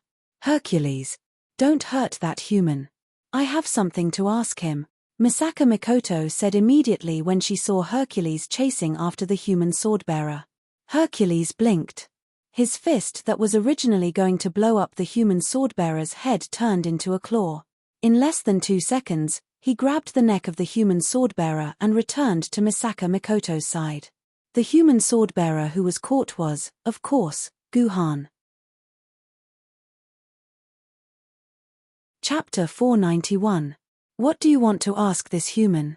Why did you come back here? Hercules looked at Guhan's head in frustration. He wanted to crush Guhan's head to vent the excess energy in his body.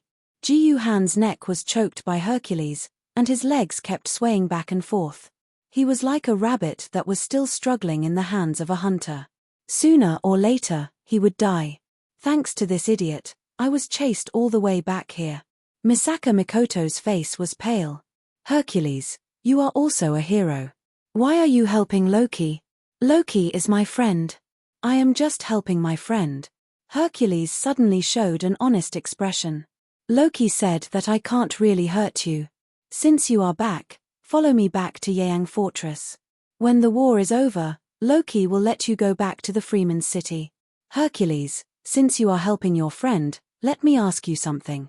How are my friends now? Are they okay? Misaka Mikoto suddenly asked. Hercules was not surprised by Misaka Mikoto's question. He had seen the relationship between Misaka Mikoto and her friends. To be honest, he admired such a relationship. Don't worry, your friends are fine. Loki has treated them well. They are now following Loki to my Ling Mountain. When the war is over, you will be able to see them again. Hercules readily revealed the whereabouts of Misaka Mikoto's friends. It was no secret to Hercules. Besides, Misaka Mikoto could not even defeat an ancient tier sword mistress. What else could she do? As expected, Loki brought them to my Ling Mountain after all. Misaka Mikoto lamented in her heart. This was what she and Guhan had expected, but it was also the last thing she wanted to hear. With her friends by Loki's side, they could become Loki's means of threatening her at any time. It seemed like the show had to continue. Okay, Hercules, I will go back with you. Misaka Mikoto nodded and then looked at Guhan in Hercules' hand. She sneered. Hercules, can you put him down now? I have something to say to him. You are a god. What do you have to say to a human? Hercules said disdainfully. Although the Yuan-Ku's standard of strength was based on the various levels set by humans, and all the Yuan-Ku came into contact with it, the specific title was different from the Yuan-Ku's mouth. The Freemen, like humans, used the system of rat tiger dragon, ghost dragon, life-death universe to refer to themselves. However, when it came to the Western Temple, the universe-level Yuan-Ku became a god. These people claimed to be gods, but they always looked down on humans as if they were looking at ants. P.S. A reader pointed out to the author that if the Yuan-Ku also referred to themselves as universe-level Yuan-Ku and universe-level Yuan-Ku, it would be a little too out of place. It was just like how Ma Rong and Song Zhe would never call themselves adulterers. The author felt that the reader's words made sense. There was indeed a bug in the system that the author did not think of. The author felt sorry for everyone. Therefore, the author modified the setting. In the future, the Yuan-Kus would use different titles to refer to themselves according to their faction, bloodline, and identity. This would make it more scientific and credible. However, these Yuan-Kus have accepted and are familiar with the Yuan-Ku system set by humans. They will subconsciously convert their titles to the Yuan-Ku system, and there will be no misunderstandings. That's the general modification. The author feels sorry for everyone. There are some things that I did not think of at the beginning, and now it is a little confusing. The author bows to all the readers. Me. Hercules, aren't you a human yourself? Misaka Mikoto did not hesitate to poke at the sore spot in Hercules' heart. She then added, Hercules, do you really think that the gods will accept you? Are you really a god? In the eyes of those gods, including Loki, who you regard as your brother and friend, you are just a mixed blood. Shut up. Heracles' breathing became rapid. It had been many years since someone dared to face him directly and expose the hidden pain in his heart. He said with a hideous face, Don't you want this human? I will kill this human now. It's up to you whether you want to kill him or not. It doesn't matter if I ask this question or not. He has been hunting us for 3 days and 3 nights. I just want to ask him why he has such a huge hatred for me. Misaka Mikoto did not look at Guhan, as if she really did not care about Guhan. She continued to provoke Hercules. Hercules, do you think that the gods will treat you as a god just because you killed a human? As long as there is even a drop of human blood flowing in your body, You are a bastard in their eyes. You, Hercules, know this better than I do, don't you? Hercules, you may not know this, but the mayor once told me that you are the god most likely to get rid of the filth in your blood. As long as you are willing, the Freedom Metropolis can help you get rid of all this. Join us, the Freedom Metropolis, and become a new free man. This is the best future for you. After listening to Misaka Mikoto's long speech, Hercules fell into a deep loneliness. He even loosened his grip on Guhan's neck, allowing Guhan a few breaths of fresh air so that he would not be strangled to death. Suddenly, Hercules stomped hard on the ground with his right foot. A shockwave, centered on Hercules, swept across the entire radius of 2 to 3 kilometers. Except for the two saints beside Hercules, all the other Yuan-Ku were blasted into a cloud of blood mist. Then a dimensional vortex appeared and sucked in the bodies of these Yuan-Ku. So, you came back to say this nonsense to me. Hercules's eyes were deep. It seemed that he was not as simple and honest as he looked. Do you think I will be bewitched by you? If you are not tempted, then why did you kill these unlucky people? Misaka Mikoto glanced at the empty surroundings where there was not a single Yuan-Ku. Hercules, my words are always valid. When you have thought it through, send someone to inform me. The Freedom Metropolis will do our best to help you. That day will never come. Hercules tossed Guhan back to Misaka Mikoto. Look after him. Don't let him run around in Fort Yuyang. I have no interest in helping you protect a human's life. After saying that, Heracles turned around and left. His two Saint Seiya helped Misaka Mikoto and Ji-Yuhan up and brought them behind Heracles as they returned to Fort Yuyang under the blood-red glow of the setting sun. These two saints were dragon-level and extremely powerful among the saints. To be able to escape Hercules's attempt to silence them, they must be Hercules's most trusted subordinates. Under Hercules's lead, even if a human entered Fort Yuyang, the Yuan-Ku would not dare to act rashly. They could only watch as Guhan entered the fortress's command building. After that, a room was allocated to Misaka Mikoto and Guhan. After that, Hercules disappeared. He did not come to see them for the whole day. Beep beep beep. An electric spark flashed on Misaka Mikoto's fingertips. She nodded. There are no surveillance devices in this room, and there are no university-level surveillance spells. I don't think anyone is eavesdropping on us. We can talk without worry. Don't worry. Even if Hercules knows everything about us, he won't do anything to us. Your words have opened a hole in his heart. He must have wanted to leave the Temple of the West for a long time. I made the right bet. Guhan clenched his fists as he spoke. You're still talking about winning the bet. I almost couldn't hold myself back just now. If Hercules had used a little more strength, your neck would have been snapped by him. I couldn't have stopped him in time. Misaka Mikoto said with a frown. It's fine. Even if my neck was snapped, I won't die in the medical pod. Guhan said nonchalantly. However, with Misaka Mikoto's university-level reflexes, even if she could not save Guhan's neck in time, she could defeat Hercules the moment Guhan's neck was snapped. Then, she could place Guhan in the medical pod for treatment. Even if Misaka Mikoto did not make it in time, Guhan could return to Chongyang Mountain in an instant. With the help of the memory fragments, Guhan could be sent to the medical pod. Of course, that would be the worst outcome, and Guhan did not want that to happen. Next time, don't gamble with your life. My mother told me that those who drown are good at swimming. If you don't change your way of thinking about gambling with your life, you'll die from it sooner or later. Misaka Mikoto suddenly said something that was full of philosophy. If I don't have enough strength, I can only make up for it with my life. Guhan smiled bitterly. Don't worry, I know what I'm doing. I hope so. Misaka Mikoto looked deeply into Ji-Yuhan's eyes. You're really amazing. You've never met Hercules before, but you're able to grasp his thoughts. I can't believe what you taught me shook him completely. Who said I have never met Hercules? Guhan recalled the countless sword Maiden online walkthroughs in his mind. Do you know a quest called Heart of the Brave? That quest can reveal far more than what I just said. Chapter 492. However, Guhan could not take the initiative to speak to Misaka Mikoto. He could only convey the message through Qingpin's mouth. You want to come with me? Misaka Mikoto immediately expressed her objection when she heard Guhan's request. I'm Yuan-ku after all.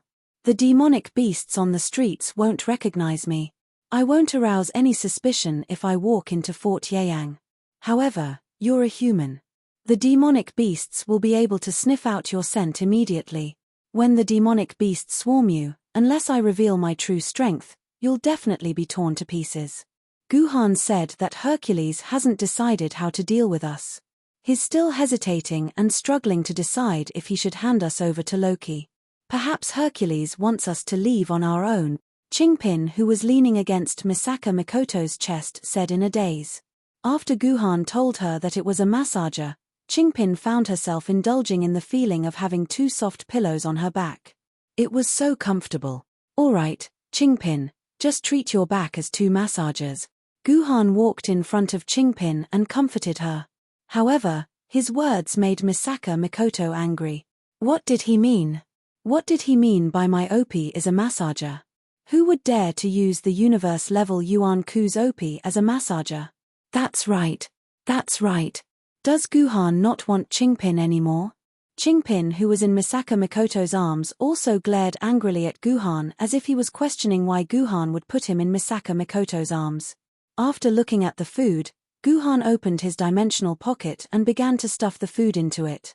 It was not because Guhan's dimensional pocket was running out of food, but it was an instinctive reaction from Guhan. For the citizens of every base city, the scarcity of food was the first education they received. Although Yuzhang City had an adequate supply of food with the help of advanced technology, once the city was under siege, it wouldn't take long. In just a few months, all the fields outside the city would be destroyed, and Yuzhang City would fall into a state of food shortage. For hundreds of years, no less than 10 million people had starved to death in Yuzhang City. While Jiyu Han was busy collecting food, Misaka Mikoto was sitting on the ground in a meditative posture with her eyes closed. She seemed to have gone on a mental journey, but no one knew where she had gone. Whoa. Grandmaster doesn't want master anymore. 1, 2, 8. 8 little heads popped out from Qingpin's hair. They imitated Qingpin's tone and cried. How did Qingpin educate these 8 little ones? He actually made them accept Qingpin equals master and Guhan equals grandmaster. Who taught them that? Hey, can you make these two small things smaller? It's so hard to be poor. Poor boy pressed down hard on Misaka Mikoto's OP pie, trying to push the two annoying things back into the car. When we get out, don't move around and don't leave the infant pouch. Listen to Sister Mikoto and I, understand? As Jiyu Han spoke, he reached his hand into the poor boy's long hair, as if he was catching fleas. He grabbed the poor boy, the two poor boys, who were hiding inside and trying to sneak out with the poor boy, and pulled them into his arms. Guhan could not care less about the science behind it. However, Guhan was willing to believe in Misaka Mikoto's words. Although Jiyu Han still preferred to stay here and be sent to Loki by Hercules to avoid unnecessary trouble, Jiyu Han still preferred to stay here obediently and be sent to Loki by Hercules. However, Guhan knew Misaka Mikoto's personality very well. He knew that he would not be able to stop her or persuade her. He could only follow behind her and clean up after her when the time came. However, it was only because she thought that Qingpin was delicious. Although the Blade Master and Yuan-ku had been fighting for thousands of years, most Yuan-ku with low intelligence could not effectively distinguish a woman from a Yuan-ku or a Blade Master. Both of them had a strong smell of dimensional space on them. This was how Yuan-ku with low intelligence could distinguish between humans and Yuan-ku. Qingpin, be a good boy. Don't move around. Qingpin, who was on Misaka Mikoto's chest, turned around uncomfortably, dawdled, and made small movements. It was completely different from when he was on Guhan's chest. After leaving the command building, Guhan saw that the bustling streets filled with humans had turned into a living hell. Black blood could be seen everywhere, and broken human bones could be seen on the ground. They were all residents of the Yuyang fort, but now, they had turned into broken bones that couldn't even be distinguished. Strange, Why didn't the Saint Seiya of Hercules stop me?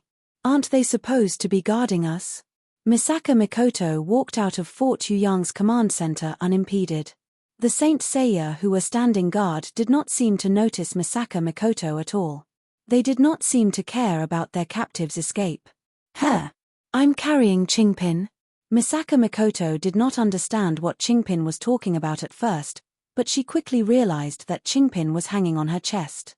What else could be carrying Qingpin other than her OP? Qingpin was used to lying in Guhan's arms and was used to the flat back. Now that there were 2 steamed buns on the back, it seriously affected Qingpin's riding experience. Why are you carrying Qingpin for me? Misaka Mikoto asked innocently as she hugged Qingpin. After a few minutes of peace, Misaka Mikoto suddenly opened her eyes and stood up from the ground. She said to Guhan, "Brother Guhan, wait for me here for a while. I'll be right back. Little one, don't move around. This little one won't go back." Misaka Mikoto blushed as she knocked on Qingpin's head. "You'll have one in the future. When that time comes, you'll wish for her to be bigger." The place where Guhan and Misaka Mikoto were locked up should be the food warehouse in the command center. There was still a lot of food stored there such as potatoes, sweet potatoes, and corn kernels. Yuan Ku and the rest were not interested in them, so they left them there. Guhan was speechless. Electromagnetism was too scary. Misaka Mikoto's mastery of electromagnetism had reached an unimaginable level. She could control the electrons in the air to form a camera with a Wi-Fi connection. Was this black technology or pseudoscience? "No, I have to go out," Misaka Mikoto replied firmly. "I found our secret signal on the wall just now.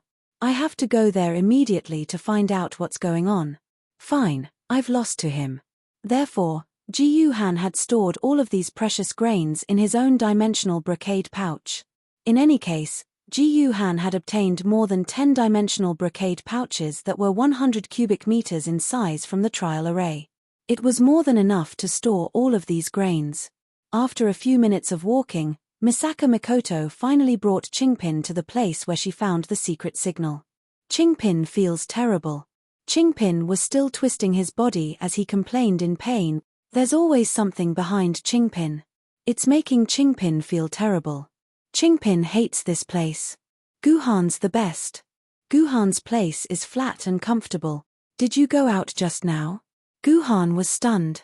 He had been thinking about Misaka Mikoto. Guhan swore to God that Misaka Mikoto had been by his side the whole time and had never left. "Sister Mikoto, where are you going?" Hearing Misaka Mikoto's words, Guhan frowned.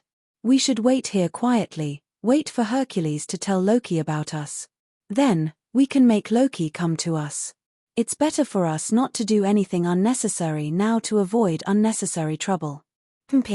I won't. Qingpin will never want this thing." Qingpin pouted and snorted. Her nostrils were raised to the sky as if she had earned money by not giving up the opium pie. Little did she know that in the future. Forget it, no more talking about it. It would be Qingpin's tears. Only those Yuan Ku with a certain level of intelligence could tell the difference between a blade master and a Yuan Ku based on appearance, weapons, and other characteristics. Currently, the Yuan Ku walking around Fort Yuyang were all demonic beasts with single-digit intelligence. Naturally, they could not tell whether Qingpin was a Yuan Ku or a blade master. Guhan glared at Qingpin. Qingpin raised its head proudly. "Don't worry, I'll stay here and not go anywhere." Guhan smiled and placed Qingpin on Misaka Mikoto. "I'll take care of your little disciple for you. You just have to be my eyes, understand?" Guhan said. Misaka Mikoto continued to walk toward the location where she had discovered the Freedom City. Along the way, many demonic beasts walked or ran past Misaka Mikoto. They did not pay much attention to Misaka Mikoto. On the other hand, Misaka Mikoto attracted a lot of ferocious gazes. In the eyes of demonic beasts, small creatures with tender skin were always the most delicious. Why do I have to be as stupid as Guhan? After a series of negotiations and compromises, Misaka Mikoto had no choice but to wear the adorable Qingpin's baby pouch. Misaka Mikoto could not accept it. When she first saw Guhan with Qingpin on his chest, she secretly mocked Guhan for being stupid and funny. She did not expect the tables to turn, and it was her turn to wear the stupid baby pouch. Right, Qingpin was repeating Guhan's words in his body. Since Guhan could not come out with Misaka Mikoto, Qingpin became Guhan's substitute. Guhan's consciousness shared the same vision as Qingpin's consciousness through the sword mark. In other words, although Guhan's body was not there, Guhan's consciousness came out with Qingpin. You don't know this, but electromagnetism has eyes too. Misaka Mikoto smiled. I only need a slightly more complicated combination of electrons, and I'll be able to use the electrons in the air to form my electronic eyes. Even if I'm in this room, I'll be able to see everything around me unless the gap in the room is so small that even electrons can't pass through. Chapter 493. It was a wall. Compared to the other walls, there was nothing special about this wall. Perhaps it could not be said that there was nothing special about it because there was not a single drop of blood on this wall. Unlike the surrounding walls, which were covered with large areas of spattered blood. Looking carefully at the wall, one would find something interesting in an inconspicuous place. It was a piece of graffiti, a small piece of graffiti about the size of a matchbox. The graffiti depicted a tightly clenched fist. Judging from the image, the fist wasn't beautiful at all. In fact, it was a little twisted. Any naughty child in preschool would probably be able to draw it better than this. That's right. This is the secret mark of our freedom metropolis. Although Misaka Mikoto deliberately suppressed it, Guhan could still hear the excitement in Misaka Mikoto's heart through Qingpin's ears. Guhan is asking you how you can be sure that it was drawn by your people. Qingpin, who was in the nursery pouch, began to relay Guhan's words weakly. Guhan said that there are graffiti on things like fists in many places. It might not have been drawn here by people from Freedom Metropolis. No, take a closer look. This is not as simple as a simple fist. Misaka Mikoto gently brushed past the graffiti. Can't you see that there are 6 fingers on this fist? It's true. When Qingpin heard that, he quickly poked his head out and carefully counted the fist graffiti. There were indeed 6 fingers on it. Even if it's not 6 fingers, I believe that it's a secret mark left behind by people from Freedom Metropolis. There's only one person in the entire Freedom Metropolis who can draw a fist in such a style. Misaka Mikoto was so excited that the electric current on her body flickered. It seemed like she had returned to the state where she lost control of her electric current. Guhan is asking you. What does this secret mark mean? What are they trying to convey to you? Qingpin continued to act as a messenger. Since this mark was indeed left behind by someone from the Freedom Metropolis, it meant that that person must have some important news or something to tell his men. Guhan knew that every force had their own secret message system. Different secret messages could be passed on. Although this message was very general, the general meaning could still be passed on. I don't know. Misaka Mikoto's eyebrows twitched. Although my friend's drawing style is well known in Liberty City for being easy to recognize, the meaning behind her drawing style is also well known for being difficult to decipher. I don't know what she's trying to say. It looks like I'm here, but it also looks like I'm already gone. I really can't tell. F***ck. Qingpin complained, then immediately added, this is also what Guhan said. This freelancer was really a genius. To be able to draw 2 completely different secret messages, I'm here and I'm already gone, on the same drawing at the same time. In a sense, he was also a genius. Don't worry. Although Chu-Chun's drawing skills aren't that great, she's a very meticulous person. She'll definitely leave other clues around here. Misaka Mikoto said as she began to search for clues that her friend might have left behind. This area was probably used by Fort Yuyang to dispose of all sorts of trash. After a thorough search, Misaka Mikoto and Qingju did not find anything else other than a dozen garbage dumps that emitted a pungent smell due to the fact that they had not been cleaned for a long time. Perhaps it was because the place was too smelly. The demonic beasts, Yuan Ku, rarely appeared in this area. Their noses were very sensitive, and they could not withstand the smell at all. In a sense, if one wanted to hide something, this was indeed a good place to do so. Misaka Mikoto was very serious in her search. She could not wait to flip through every corner and even ran into the garbage dumps to take a look. However, Qingpin was not as focused. In less than 30 seconds, her attention was completely attracted by the birds in the sky, the flowers on the trees, and the grass on the ground. This made Guhan, who shared Qingpin's perspective, extremely helpless. He could only look at the world from a child's perspective. However, most of the time, only a child's perspective would be able to find clues that were on the surface. At this time, Qingpin's gaze was fixed on a tall apple tree that was full of bright red apples. Ever since Qingpin discovered the apple tree, her gaze had never left it. To be exact, she had never left the apples on the tree because the color of the apples was too beautiful. It was a color that looked delicious. Thanks to Qingpin's long gaze, Guhan suddenly noticed something strange about the apple tree. The location of the apple tree was very strange. It was located in the middle of a road. Looking at the size of the apple tree, it was at least 5 to 6 years old. No matter how lazy the people in Yeyang Fortress were, it was impossible for them to let an apple tree grow in the middle of a road for 5 to 6 years. Moreover, looking at the roots of the apple tree, pieces of the cement road had exploded. It looked as if the tree had forcefully broken through the ground. It was definitely not a touching example of a seed falling into a crack in the cement and growing tenaciously. It looked more like an apple tree that was nurtured by some kind of magic. "Hey, Guhan, eat an apple." Suddenly, Qingpin pinched Misaka Mikoto's mantu. "Qingpin, what are you doing?" Misaka Mikoto blushed. She grabbed Qingpin's cheeks with both her hands and rubbed them forcefully. However, thanks to Qingpin, Misaka Mikoto finally shifted her gaze to the apple tree. It was fine if she did not look at it, but once she did, she could not take her eyes off the apple tree. "I can feel it. This is Chu Chun's power. This is an apple tree that was nurtured by Chu Chun's power," Misaka Mikoto said excitedly. As expected, the apple tree was nurtured. Misaka Mikoto's words confirmed Guhan's guess. This must be a clue that Chu Chun left for me. But what is she trying to tell me by nurturing an apple tree? After the initial excitement, Misaka Mikoto began to think about the meaning behind the apple tree. What is Chu Chun trying to tell me through this apple tree? Tell me, is the fruit on this apple tree delicious? Or tell me that her underwear today has an apple pattern. Damn tears, I've been led astray by her. Misaka Mikoto's mind was filled with all sorts of strange ideas. Unfortunately, none of them were useful.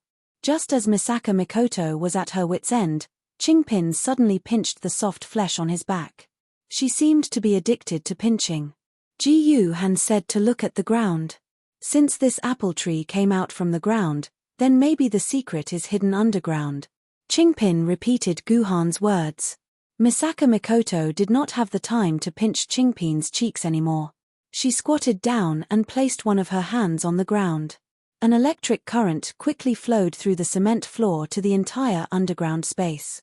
A minute later, Misaka Mikoto raised her head in surprise and said to Qingpin, "There's a space 100 meters underground. I've detected active electronic signals. There's a living person in that space. It must be Chu Chun. She's down there."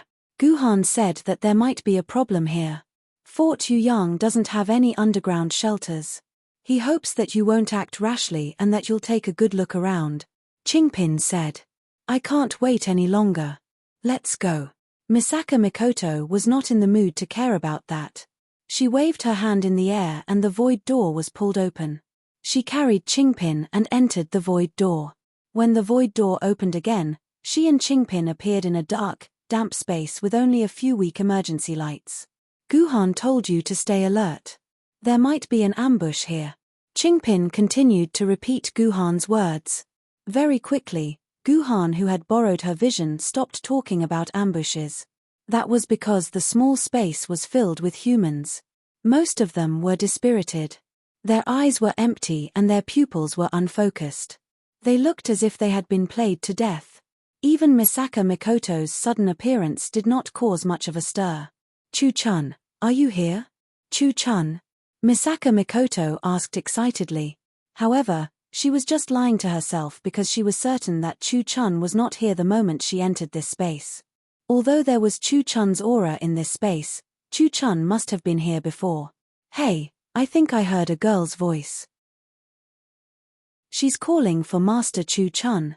A broken sword wielder said to the person next to him. I didn't. You heard wrong. You're just dreaming. The other person said weakly, we need to save our energy, empty our minds, and reduce our activities. That way, we can live for a few more days. Oh, you're right. Empty our minds, reduce our activities.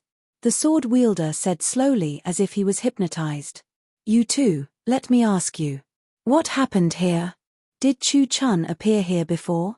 The conversation between the two did not escape Misaka Mikoto's ears. Misaka Mikoto walked toward the two of them and gave them a kick on the body. Hey, brother, I think someone kicked me. No, you didn't. This is just your imagination. You've fainted from hunger. Looks like I'll have to use some strength. A few black lines appeared on Misaka Mikoto's forehead. A golden electric arc danced in her palm. Chapter 494. A wave of golden electricity passed through the corpse-like bodies. These unlucky children immediately jumped up from the ground. Their eyes were no longer silent, and their pupils were focused as well. Their vitality had returned to their bodies. Who's that? Why are you releasing electricity? A hot-tempered person started cursing. Mother ***, can't you just let me die in peace? Can't I die peacefully in this day and age? Another person whined. After the initial chaos, the people who had been reactivated finally realized that there was one more person among them.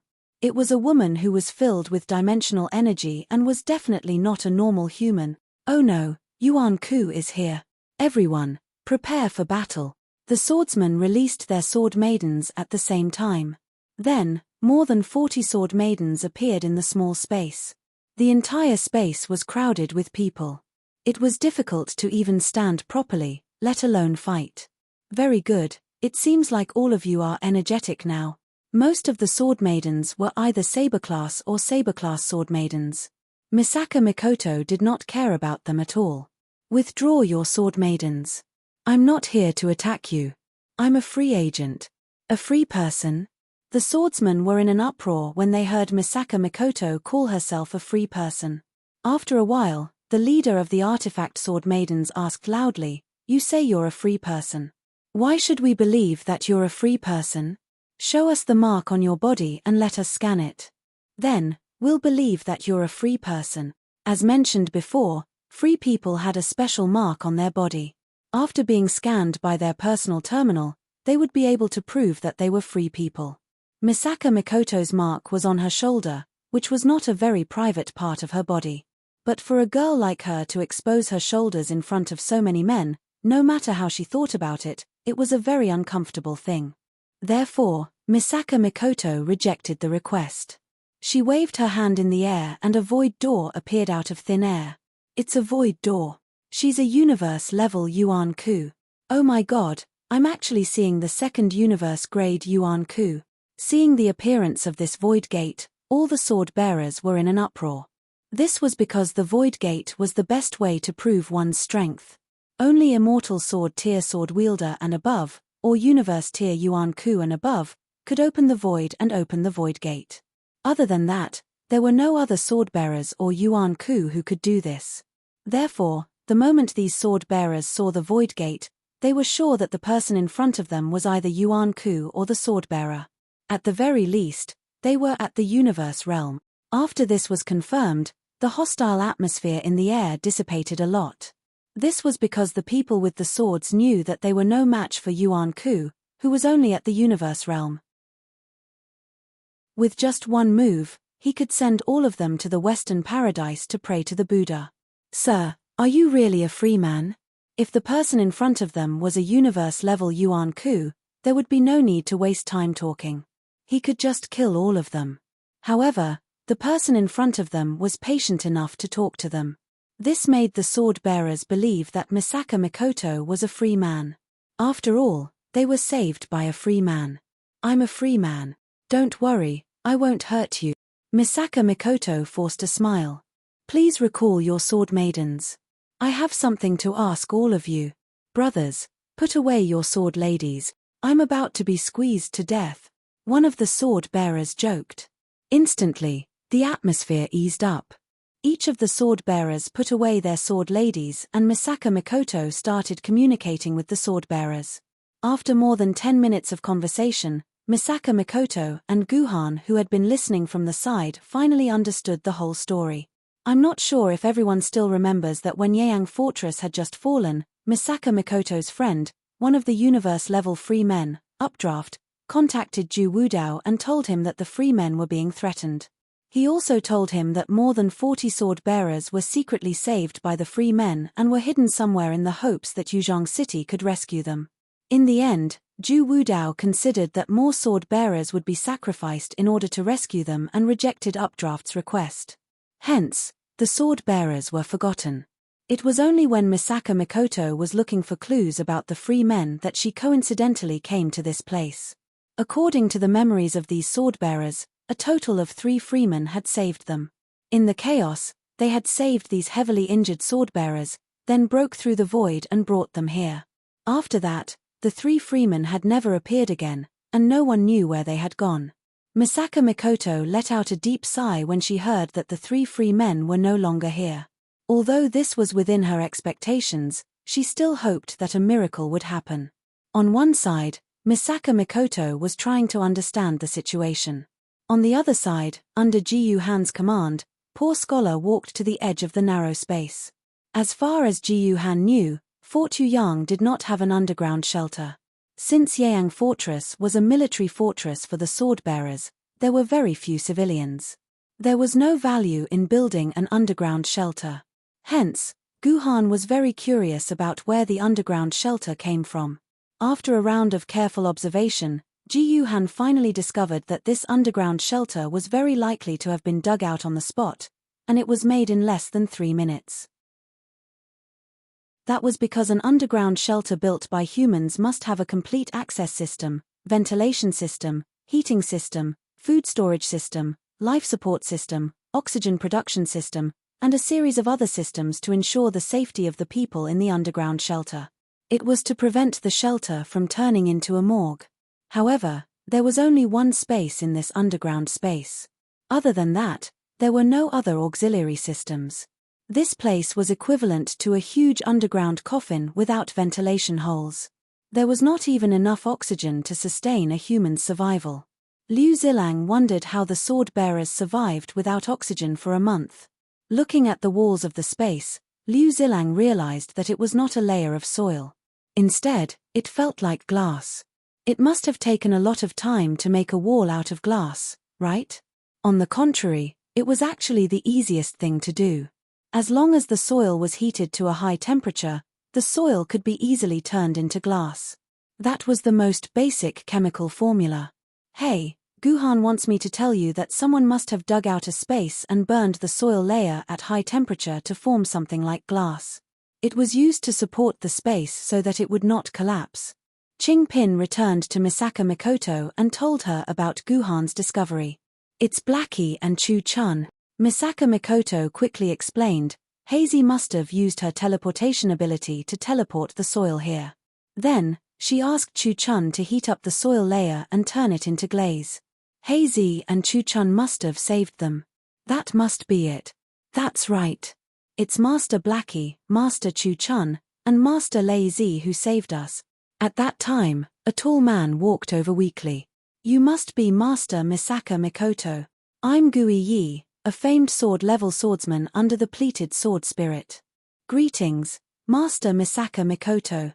The weak man bowed to Misaka Mikoto. There's no need for that. All of you look like you're in bad shape. What's going on? Misaka Mikoto held on to Gui Yi and made him sit down. The famed sword-level swordsman smiled bitterly. To tell you the truth, Master Misaka Mikoto, we've been out of food for 5 days. Moreover, the oxygen in the medical chamber is running low. If you guys had come a few days later, we would have committed suicide by poisoning ourselves. The ambush was too sudden. The swordsman had started the battle in a leisurely manner. Naturally, they would not store too much food in their dimensional pockets. Many of their dimensional pockets were empty. However, it was a complete tragedy when they arrived at the sanctuary. When the swordsmen gathered all their food together, they realized that even if they only ate once a day, they could only last for about 20 days. Oxygen was a huge problem. Misaka Mikoto's friends did not have professional construction engineers. They did not even consider the problem of ventilation when they built the sanctuary. It was not until all of them had left that the remaining swordsmen realized that they were running out of oxygen. Fortunately, the medical chamber had an oxygen-producing function. They managed to survive by using the oxygen produced by the medical chamber. However, the medical chamber used chemicals to produce oxygen. It could not last for a long time. Now that a month had passed, there were not many chemicals left in the medical chamber. Soon, the place would completely run out of oxygen. Therefore, when Misaka Mikoto entered the sanctuary, everyone was stunned and silent. They did not seem to care about what was going on outside. That was because they could only survive by staying in that state as little food and oxygen as possible. What's the point of holding on here? Suddenly, Qingpin said, "You should know that Yuzhong City will not send anyone to save you." Guhan said so. In an instant, the entire place fell into dead silence. "Qingpin, you brat. How could you say what I'm thinking?" Guhan, who was hiding in Qingpin's body, was completely speechless. That was right. He had said that in his heart. He did not want Qingpin to say it out loud. However, Qingpin had said it out loud. This made Guhan feel extremely awkward. The entire sanctuary fell into dead silence. That was because Qingpin had revealed the problem that every swordsman did not dare to think about. Yuzhong can forget about us, but we can't forget about Yuzhong. After a long silence, Guiyi suddenly said something that shocked everyone. This was the swordsman, the people of Yuzhong City. Chapter 495. Guhan wants me to ask you if you can bring him here through the void gate. Through Qingpin's eyes, Guhan saw such a loyal and great swordsman. Even the cold and indifferent Guhan felt his blood boil.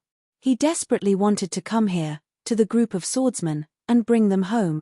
"Guhan, you want to come here?" Misaka Mikoto frowned when she heard Guhan's words. "But I can.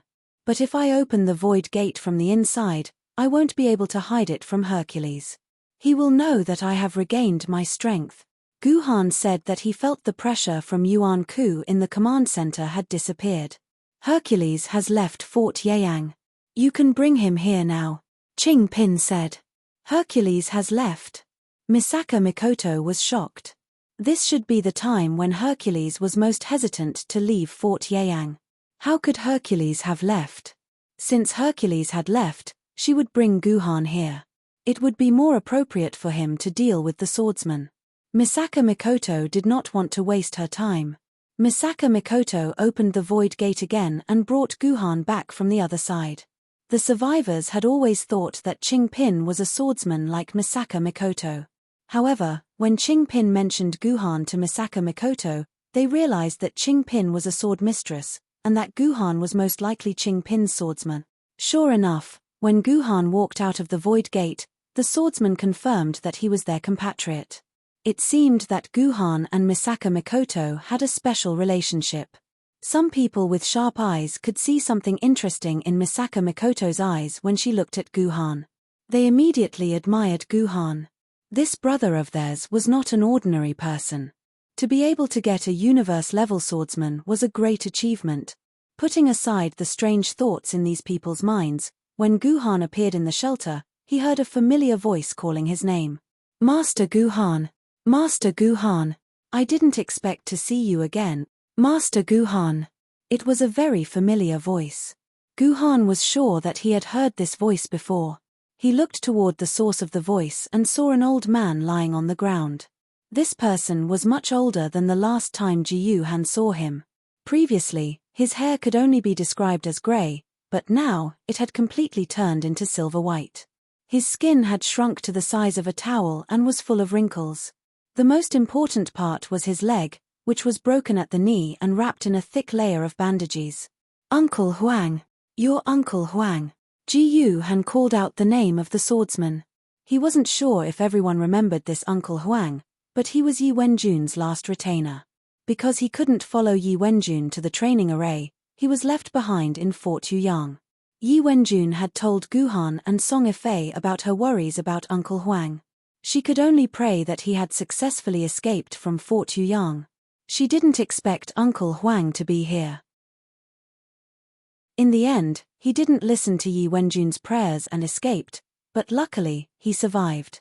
I didn't expect to see Master Guhan again. Although his legs were gone, Uncle Huang still smiled happily. Then, he suddenly thought of something and asked, Master Guhan, how is young Master Wenjun? Is he okay? Is he injured? Is he sick? I don't know. Guhan shook his head and answered honestly. We parted ways in Hubei. He went straight back to Yuzhong City. However, I can guarantee that Yi Wenjun was fine when we parted. He wasn't hurt at all. That's great. That's great. Uncle Huang smiled even more happily when he heard Guhan's words. It was obvious that this old man had devoted all his feelings to Yi Wenjun. This made Guhan feel a little emotional and even a little envious. This was the legacy of the Jendi clan. Only the Jendi clan could have such a loyal servant. Who knew if Guhan would have such a person in the future? Old Huang, don't tell me this little brother is the new swordsman that you've always told us about who has recently coordinated with Lady Heaven Reliance. That's right. I seem to remember old Huang mentioning that the person who synchronized with the heavenly sword is called Guhan. I always thought it was a joke. Is there really someone in this world who can synchronize with the heavenly sword? As Uncle Huang and Guhan conversed, the atmosphere in the refuge became even more heated. Based on what the other sword wielder said, they actually knew the name Guhan and that Guhan had synchronized with the heavenly sword. The news of Guhan synchronizing with the heavenly sword was considered a secret. Yuzhong City hadn't announced this to all the sword wielder, so apart from a few well-informed people, most of the sword wielder didn't know about this. Furthermore, Fort Yuyang had been attacked a few days after Guhan synchronized with the heavenly sword. This news hadn't been widely spread, so the sword wielder here probably didn't know about Guhan, Yuzhong City's new superstar. They also didn't know that Guhan had suppressed all the sword wielder in the trial array and obtained the Emperor's sword. Guhan had made it onto the whitelist of the human higher-ups and had become a target that they paid close attention to. Sir Guhan, I'm sorry. I spoke nonsense without your permission. Please don't take it to heart. Uncle Huang said embarrassedly. These sword wielder had been here for almost 30 days without any other activities. They could only rely on chatting to pass the time. Chatting naturally required topics, but Uncle Huang was an honest man. How could he have so many topics to talk about? He thought that he was probably going to die here and that Guhan would probably never know what had been said in this refuge. Thus, Uncle Huang told them about Guhan synchronizing with the heavenly sword as big news. As expected, it caused a heated discussion among the sword wielder. However, Uncle Huang never thought that there would be hope for him to be saved. Moreover, he never thought that the person who saved him would be Guhan. This made Uncle Huang so ashamed that he didn't know where to put his face. It's all right, Uncle Huang. You didn't say anything bad about me. It's not a big deal. Ji Yuhan comforted Uncle Huang. In fact, Ji Yuhan secretly hoped that someone could spread his name far and wide. He wasn't the kind of person who didn't want to be famous and liked to play the pig to eat the tiger. On the contrary, Guhan was someone who desperately wanted to be famous. Only a great reputation could allow Guhan to realize his ambition. Uncle Huang telling these people about Guhan just happened to match Guhan's thoughts. He couldn't possibly let Guhan stand out and brag about himself. So, Guhan didn't even have time to thank Uncle Huang. Why would he blame him? So, Brother Guhan, you really synchronized with Lady Heavenly Sword? Hearing the conversation between Guhan and Uncle Huang, these sword wielders' gossipy hearts were instantly ignited. This guy called Guhan was synchronizing with Lady Heavenly Sword. Lady Heavenly Sword had never had a sword wielder in 350 years. No matter what, they had to take a look. Brother Guhan, hurry up and release your Lady Heavenly Sword. Let everyone have a look, another person shouted. That's right. As long as we can see Lady Heavenly Sword in the flesh, our lives will be worth it even if we die. The topic of Lady Heavenly Sword instantly ignited the atmosphere in the sanctuary. Everyone was clamoring for Guhan to show off his Lady Heavenly Sword. Seeing that, Misaka Mikoto revealed an amused smile. Then, she took the initiative to stand beside Guhan and let Guhan have the center of attention. Gu, if you dare to release me, don't even think about commanding me anymore. Although Lady Heavenly Sword was in the scabbard, she could still sense the situation outside. Guhan did not seal off Lady Heavenly Sword's senses of the outside world. Therefore, when she heard the sword wielder shouting that they wanted to see her, Lady Heavenly Sword immediately threatened Guhan loudly. She definitely could not release her as she did not want to be watched like a monkey. I'm sorry, everyone is too enthusiastic. Lady Heavenly Sword is too embarrassed to come out and see everyone. Hearing Lady Heavenly Sword's threat, Guhan did not mind at all. He did not plan to release Lady Heavenly Sword to show off. Otherwise, what kind of person would Guhan be? A piece of trash who used his Lady Heavenly Sword to show off? Guhan did not want to establish such an image in the other sword wielders' hearts. However, at that time, everyone was very excited. If he did not satisfy them, it would hurt his image. Therefore, Guhan had to divert their emotions. Therefore, Guhan continued, I believe that we'll have the chance to meet again in the future. It won't be too late to meet Lady Heavenly Sword again then. However, right now, I'm afraid our most important task isn't to see Lady Heavenly Sword but to find a way to fill our stomach. Guhan smiled and waved his hand. The potatoes, sweet potatoes, and corn kernels that he had collected from the warehouse instantly appeared in front of everyone. The world is big, but the stomach is the biggest. Fill your stomach first, then you'll have the strength to survive. Gulp. Looking at the food, everyone could not help but gulp.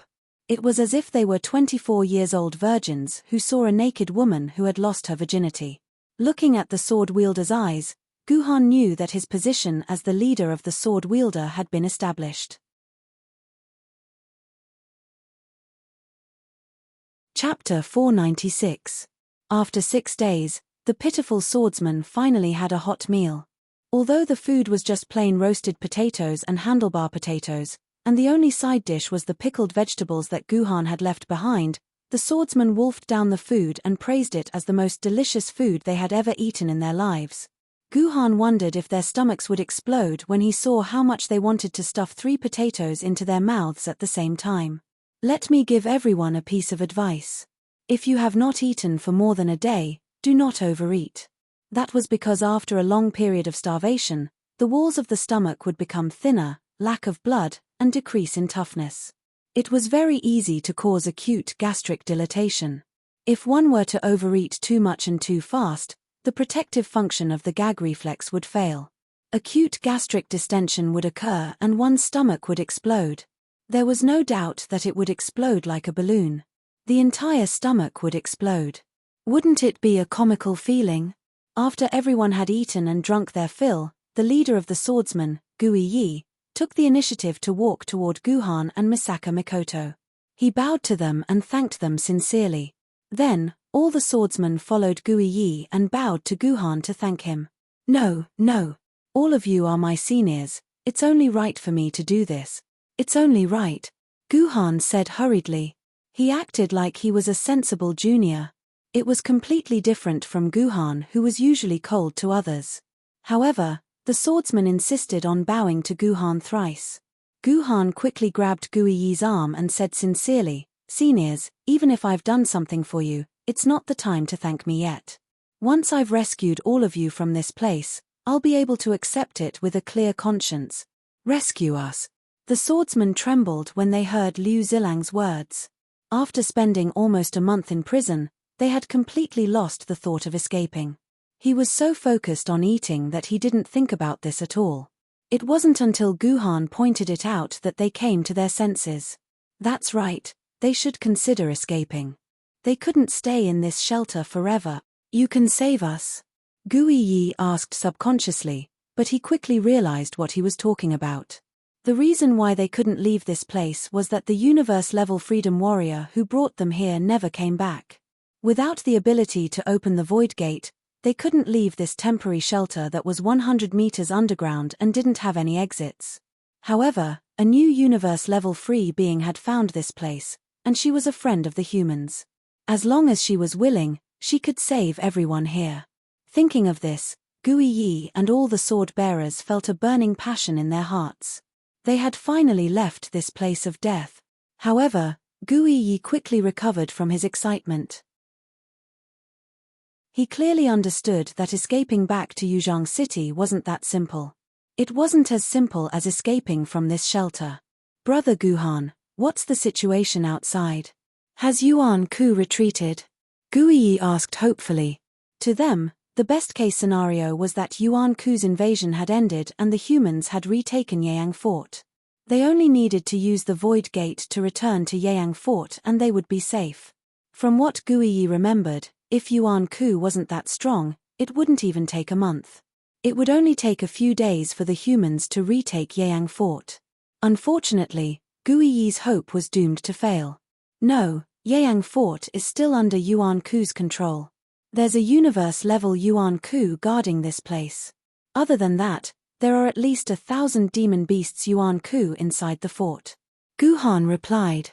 When he was looking for the secret mark, he used Qing Pin's vision to calculate the number of demon beasts.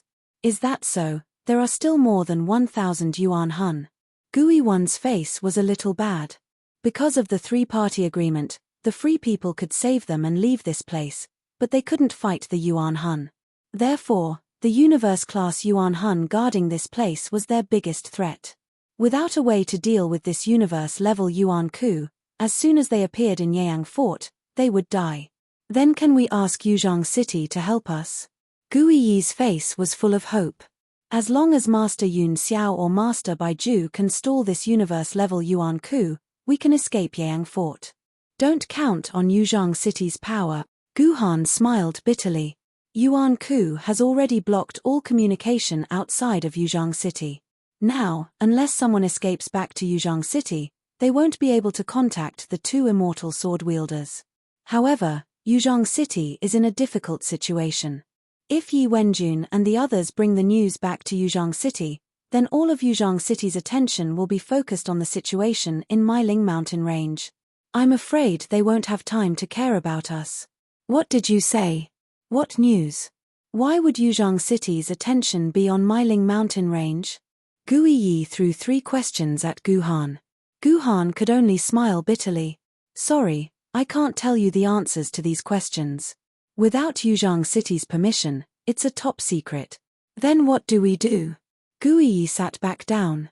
With the universe-level Yuan Ku guarding here and Yuzhang City unable to send any reinforcements, do we really have to wait here like idiots? No, you still have a chance. Misaka Mikoto, who had been silent all this while, suddenly said to Guhan, Hercules contacted me just now. He said that Loki wants to see me now. I'm going to Mailing Mountain Range now. So, Hercules went to see Loki himself. Guhan heard Misaka Mikoto's words and remembered that Hercules had suddenly left the command center. He immediately pulled Misaka Mikoto to a corner and whispered to her. Hercules must have noticed that you are very suspicious. He might have told Loki. If you go there rashly, you'll fall into Loki's trap. Guhan reminded Misaka Mikoto. In fact, Guhan felt that Hercules did not tell on Loki because Hercules had always regarded Loki as his good friend. It's okay. With my strength, even 5 Lokis can't do anything to me. I have to go to Loki, find out where my friends are, and rescue them. Misaka Mikoto's words were very firm. Guhan tactfully did not say anything else. What about you, brother Guhan? What are you going to do? Are you going to see Loki with me, or are you going to stay here? Misaka Mikoto threw the question to Guhan. According to Guhan's original plan, if Misaka Mikoto wanted to see Loki, he would go with Misaka Mikoto and secretly give her advice. At the same time, he would borrow Misaka Mikoto's power to destroy these Yuan Kus. However, the sudden appearance of these sword bearers had disrupted Guhan's plan. Guhan had to choose between Misaka Mikoto and these sword-bearers. I'll stay here. Without me, I'm afraid the fate of these sword-bearers. Guhan hesitated for a while and made his final decision. However, he still had a few words of advice for Misaka Mikoto. Sister Mikoto, listen to my advice. If Loki appears in front of you, don't say a word. Kill him immediately and your friends won't be in any danger. You mustn't talk too much to Loki. You'll be tricked by his words. He's too cunning. I understand. Don't worry. With my intelligence, Loki won't be tricked. After saying that, Misaka Mikoto drew a line in the air, leaving behind a void door that led to the ground. She then disappeared into the void. My sister, it's because you're not that smart that I'm worried that you'll be tricked by Loki's word. Guhan slapped his head painfully. He began to regret his decision. He should have gone to see Loki with Misaka Mikoto. The sword-bearers were not that important. As long as they had enough food and oxygen, they wouldn't be in any danger. Unfortunately, Misaka Mikoto had already left. She had probably set off with Hercules to the Mai Ling mountain range. Guhan could not catch up with them even if he wanted to. Guhan could only do what he had to do. He brought the sword-bearers out of Fort Yuyang and returned to Yuzhang City. On the apple tree in Fort Yuyang, the thick branches blocked the faint void door. The magical beasts, Yuan Ku, did not notice the presence of such a deadly thing. A few minutes later, an apple fell from the tree that was full of ripe red apples. Oh, no, it was a solid cold. Guhan looked around cautiously. After confirming that Yuan Ku was not around, he waved his hand at the void door. The rest of the sword-bearers jumped down one by one, including Uncle Huang who had a bad leg. With the help of two other sword-bearers, he also jumped out of the void door. Master Gui Yi, you're the most familiar with this place. Can you tell me how to get to the hidden workshop you mentioned? Guhan asked Gui Yi as they walked side by side. According to the plan that Guhan and Gui Yi had come up with, the most important thing was to find a workshop to help the sword-bearers repair their sword maidens. The sword-bearers' sword maidens' durability had been mostly destroyed during the battle a month ago. It was only a facade that they could summon 40 sword maidens at once. In reality, their sword maidens' durability was less than 20% and would shatter with a single touch. That was why before Guhan led them out of Yeyang City, he had to find a way to repair their sword maidens. Chapter 497. In the layout of Fort Yuyang, the workshops responsible for repairing and recasting sword maidens were all located on the same street. This was because it was more convenient. However, right now, that street happened to be the most crowded place for Yuan Ku. If Guhan led these sword maidens there, he would be courting death. Fortunately, Gui Yi said that he knew of a single workshop. It wasn't on that street, but in a small building near the trash area. I'll scout ahead. Senior Gui Yi, I'll have to trouble you to guard the path of retreat. Ji Yuhan did a head count. There were a total of 44 sword-bearers in the sanctuary. Among them, 40 sword-bearers' sword ladies were either damaged or unusable. Only Gui Yi and 3 other sword-bearers' sword ladies were undamaged and could be used. Thus, Guhan took on the task of scouting ahead, while Gui Yi and the other 3 were responsible for guarding the path of retreat and ensuring the safety of the group in the middle. There was nothing much to say about the battles along the way. Ji Yuhan encountered quite a number of demonic beast origin silhouettes. Most of them were ghost and soul silhouettes. He even encountered 2 flood dragon origin silhouettes. They could either breathe fire or water. There was even one that could create illusions. However, in the face of Ji Yuhan's heaven-reliant sword, all of them were instantly sucked back into the dimensional vortex. After all, Guhan's heavenly sword had already reached the 1st grade. It also had the support of the Duyu sword. In addition, Guhan's swordsmanship was extremely exquisite. Instantly killing a few insignificant magical beasts was a very normal thing. This was very normal in Guhan's mind. However, in the eyes of the 44 spectators, it was a shocking and inconceivable matter. In their hearts, this battle towards the workshop would definitely be a bitter one. They might even be surrounded by Yuan Ku. Everyone here was prepared to be killed by Yuan Ku on the way to the workshop. However, they had never thought that a treasure sword tier sword wielder would be able to use this kind of crazy speed to slaughter an Yuan Shen of the same level, or even a small realm higher. The Flood Dragon Yuan Shen, which was equivalent to a famed sword tier sword wielder, could only last a dozen or so seconds under Ji Yuhan's sword. After a dazzling flash of sword light, the Flood Dragon Yuan Shen demon beast turned into a corpse and was sucked back into the dimensional vortex. Not a single drop of blood was left on Ji Yuhan's body, causing everyone to gasp in amazement. Master Gui Yi, if your famed sword maiden was still here, would she be able to do this? One of the sword maidens who was guarding the retreat with Gui Yi asked curiously. Just now, they had worked together and spent a lot of effort to kill a soul tier Yuan Ku that charged out of the building. In the end, when they turned around to look at Guhan, good heavens, in the time it took them to kill this soul tier Yuan Ku magical beast, 5 Yuan Ku magical beasts had already fallen to Guhan's sword. I can't do it. Gui Yi smiled bitterly. That Flood Dragon tier Yuan Ku magical beast just now, even if I was at my peak, I would need at least 3 minutes to kill it. A dozen or so seconds, I can't do it even if you beat me to death, but that Guhan is only a sword maiden, right? This sword maiden asked dumbly. He's only a sword maiden, how can he compare to you, a famed sword maiden? There are always people with extraordinary talent in this world, just like Zhetian Jendi, Longevity Jendi, and Bai Jendi. When they were sword maidens, they could completely crush Flood Dragon tier and Dragon tier Yuan Ku magical beast. Gui Yi sighed.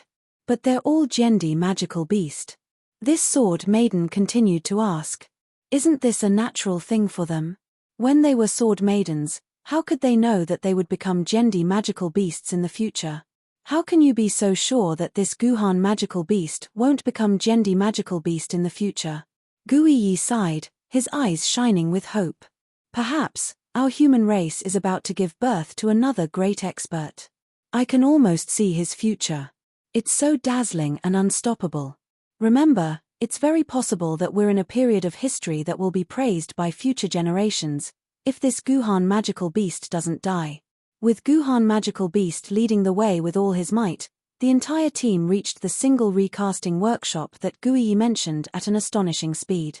However, what they didn't expect was that there were a few shadow wolves hiding in the workshop. Their attack power wasn't outstanding, but they could hide in the shadows, which was equivalent to being in a semi-invisible state. One of the sword-bearers carelessly walked into the shadows of the shadowy wolves and was torn to shreds on the spot, becoming the first casualty of the group that broke away. The number of people in the group also decreased from 44 to 43. Very quickly, the sword maidens reacted and chopped these shadow wolves into minced meat, sending them back into the dimensional vortex. Unfortunately, this dead sword maidens could no longer save him. After all, he was a friend who had lived together for almost a month. All the sword maiden's eyes were red as they collected this unlucky fellow's corpse and stored it in his medical pod. Then, they placed it in their own dimensional pockets, preparing to bring it back to Yuzhong City for burial. This was the only thing these sword maidens could do for him. Regarding this, Guhan also deeply blamed himself. He thought that he had already calculated everything and everything was under control. However, his actual combat experience was still too little. If he was a veteran sword maiden who had experienced all kinds of battles, he would definitely check the shadows to see if there were any abnormalities, and definitely wouldn't enter the shadows so easily. Following that, Guhan checked the entire recasting workshop inside and out. After confirming that there wouldn't be a second batch of invisible Yuan Ku hiding here, he finally started busy repairing the sword maidens. This recasting workshop was quite well preserved. Most of the tools were still in place, and it didn't seem like Yuan Ku had been here at all. It was precisely because of this that Guhan neglected to investigate the entire workshop. However, since the tools were all good, he could quickly start repairing the sword maidens. Generally speaking, recasting or repairing sword maidens required a professional sword blacksmith. However, the profession of sword blacksmith and sword wielder conflicted with each other. Once one became a sword wielder, they would lose the ability to be a sword blacksmith. Therefore, among the remaining 43 sword wielder, None of them could be called a sword blacksmith. Fortunately, if it was just a simple repair of durability, then as long as there was someone who knew the repair process, it could be barely repaired. For example, the guy standing in front of the furnace was called Li Zipeng. It was said that he was born in a family of sword blacksmiths. However, he didn't want to inherit his father's business. Instead, he was determined to be a sword wielder. In the end, he was lucky enough to really synchronize an artificial sword maiden and become a sword wielder. After all, he had been influenced by the recasting workshop since he was young, so he deeply understood every step of a sword blacksmith's repair process. Li Zipeng first took out an artifact sword that was the least damaged and threw it into the furnace. The extremely high temperature of the furnace dyed the artifact sword a reddish-orange color. This was actually a sign that the metal inside was already in a half-melted state. When the orange-red color reached a critical point, Li Zipeng suddenly pulled the sword lady out of the furnace. He quickly took out a dimensional crystal and threw it onto the blade. The moment the dimensional crystal came into contact with the blade, it melted into the blade like ice. The entire blade quickly cooled down, and finally returned to its original silver-white appearance. However, compared to when it first entered the furnace, the man-made sword lady, which was originally covered in cracks, had already recovered to its original state. It was as perfect as new, as if it had never been injured. The owner of this sword maiden immediately took her sword maiden back into his hands. Then, with a flash of light, a pretty little girl was released, and he hugged her and kissed her. Yes, this was the advantage of artificial sword maidens. They wouldn't resist anything the sword wielder asked them to do. Who knew what it meant to resist, but they didn't have their own souls. Your skills are amazing. I've never seen anyone repair a sword maiden so quickly. Guhan walked to Li Zipeng's side and praised him. Brother Guhan, you're overpraising me. This is just a small trick of mine. You're the amazing one. You killed such a terrifying flood dragon Yuan Ku in a dozen or so seconds. I'm the one who really admires you. When Li Zipeng saw Guhan appear beside him, there was a hint of excitement in his eyes. He had a faint feeling that he was going to become Guhan's diehard fan. After all, the battle where Guhan slaughtered Yuan Ku just now looked too perfect, so perfect that it was like a dance. No problem, we can learn from each other. Guhan smiled. Actually, I've always had a question. Why are you sword blacksmiths and sword wielder incompatible like fire and water? Why can't sword blacksmiths become sword wielder, and sword wielder can't become sword blacksmiths? Why can't you repair these sword maidens now? Guhan asked a question he had never cared about before. He only knew that sword blacksmiths couldn't become sword wielder, but Guhan didn't really understand the reason behind it. How should I put it? Li Zipeng scratched his head, because the simple repair of the sword maiden only requires the sword maiden to melt and then put in a dimensional crystal. But this isn't the real role of a sword blacksmith. The main job of a sword blacksmith isn't to repair sword maidens, but to forge artificial sword maidens. Forging artificial sword maidens is a very complicated process. The core step is to inject pure sword essence into the forged sword embryo to nurture the spirituality of the artificial sword maiden. To put it bluntly, pure sword essence is the sword essence in a sword blacksmith's body. It's a sword essence that hasn't been marked by any aura. Once a sword blacksmith has his own sword maiden, the sword essence in his body will have his own aura and will no longer be pure sword essence. Only the sword blacksmith can successfully synchronize and coordinate the sword maiden forged this way. Other sword wielder can't synchronize and coordinate it at all. That's why sword blacksmiths can't become sword wielder and can't have their own sword maiden. Otherwise, the sword blacksmith will lose the pure sword essence in his body. Chapter 498. Zhong Zipeng was indeed a sword wielder from a family of swordsmiths. Although he had not been a swordsmith for many years, repairing sword mothers was as smooth as flowing water in his hands. Soon, he had repaired more than 10 sword mothers. When the next sword wielder gave Zhong Zipeng his broken sword mother, Zhong Zipeng shrugged and said, "Sorry, I can't repair your sword mothers now." "Why? Is it because my floating cloud sword is too damaged?" "No, that sword was even more damaged than my floating cloud." "Didn't you repair it?" The sword wielder, who had been rejected by Zhong Ziping, said. No, you misunderstand. I'm not saying your sword mother is too damaged to repair. I just don't have any dimension crystals left. I can't make bricks without straw. Next, Zhong Ziping explained to everyone that repairing the sword maidens required dimensional crystal shards. However, Zhong Ziping had used up all the dimensional crystal shards in his dimensional pocket. Without dimensional crystal shards, Zhong Ziping could not repair the remaining dozens of sword maidens. Who has extra dimension crystals in their dimensional pockets? Take them out. I know dimension crystals are expensive, and it's a big loss to give them away. But if you guys want to escape, you'll have to recover. Comrade Zhong Ziping had just silently used his dimensional crystal to repair the sword lady for everyone, but didn't she complain at all? Everyone, don't be stingy with these dimensional crystals. Those who have dimensional crystals, take them out. Seeing this, Gui Yi called for everyone to take out their dimension crystals. Gui Yi took out the 2 barren dimension crystals he had. Following Gui Yi's lead, the sword wielder who had dimension crystals did the same. Guhan quietly took out 5 barren dimension crystals. Dimensional crystals didn't have any outstanding effects in battle. At most, they could be used to repair sword maidens or have some auxiliary effects. Therefore, unless the sword bearers returned from the unveils, they would immediately hand over the dimensional crystals to Yuzhang City to exchange for various resources. Most sword bearers wouldn't have dimensional crystals in their dimensional pockets. So, even though everyone took out their dimension crystals, there weren't many left on the table. There were only 20 of them, and they were all barren dimension crystals. There weren't any barren dimension crystals, either. Guhan's dimensional pocket had a few dozen viscounts and a dozen earls. There were even marquises and dukes. But then again, dimensional crystals of the barren rank and above were too precious. No one would be willing to selflessly give them away.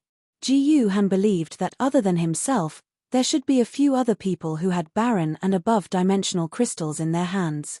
What do you think? Is that enough? Gui Wan asked Zhong Ziping with worry. 20 barren dimension crystals was enough to repair the sword mothers, which were twice as many as he had. It was going to be a very difficult task. Save it. Ancient sword mothers should be enough. Zhong Ziping gritted his teeth and said, but I can't do anything about the sword mothers. They need viscounts to repair. It doesn't matter how many barons there are. How many sword mothers do we have that need to be repaired?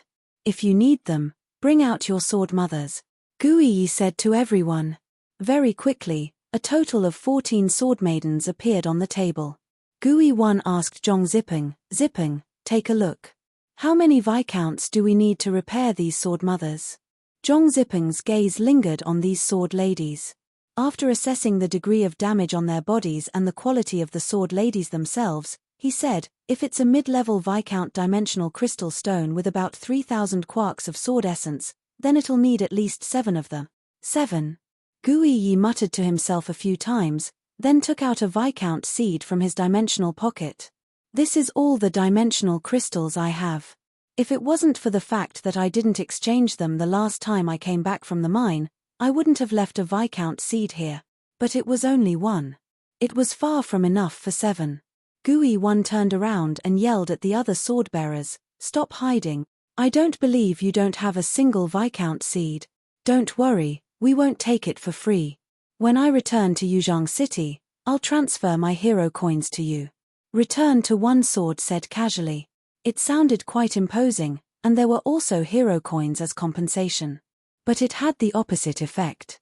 After Gui Wan said this, the sword bearers with viscounts were probably even more unwilling to hand over their items. No one wanted to be labeled as someone who didn't want to hand over their viscounts because of money. How could they face others in the future? Things fell into a stalemate. In the end, it was Guhan who couldn't stand it anymore. He didn't want to waste his precious time on these things. Therefore, Ji Yuhan walked in front of everyone and said sincerely, Gui Yi was too quick with his words and spoke nonsense. We've all been through thick and thin together. How could he be stingy just because of a few hero coins? It's just that he didn't react in time. Now that we're all on the same side, We really shouldn't hold a grudge over such a small matter. How about this? I have a sack here. I'll walk to everyone's side later. Everyone put their hands in it. If you have a Viscount seed, you can secretly put it inside. If you don't, forget it. How about this? As Guhan said this, he took out a sack. It was originally used to store potatoes. Now, it could be used for something else. Not bad. I think this is good. We don't have to worry about losing face. Yeah. Everyone agreed. Everyone agreed with Guhan's idea. Then, Guhan walked in front of everyone with the sack. Finally, he put the sack on the table and poured out all of the Viscount seed. There were exactly 6 Viscount seeds. Including Gooey One's Viscount seed, there were exactly 7. Strange. This is too much of a coincidence. The number is just right. Yeah, this is really strange. Seeing this coincidental number, everyone started to discuss it. Only Ji Han laughed and said to them, "This is an auspicious sign. It's not a lot, but it's just right. This is telling us that we'll have the same number as these 7, and we'll be able to rush out of the Yuyang stronghold." I see. That's great. Fortunately, Guhan was able to link these two things together. In an instant, the atmosphere in the recasting workshop became cheerful. Although Guhan's words were very unreliable, saying that it was an auspicious sign was no different from a fart. However, when people were uncertain about their future, they loved to hear such things. Once people believed in the auspicious sign and happily carried it out, the auspicious sign would come true. While Zhong Zipeng was restoring the sword mistress, Guhan went to the second floor of the recasting workshop. From a hidden position, he peeked at the situation on the street.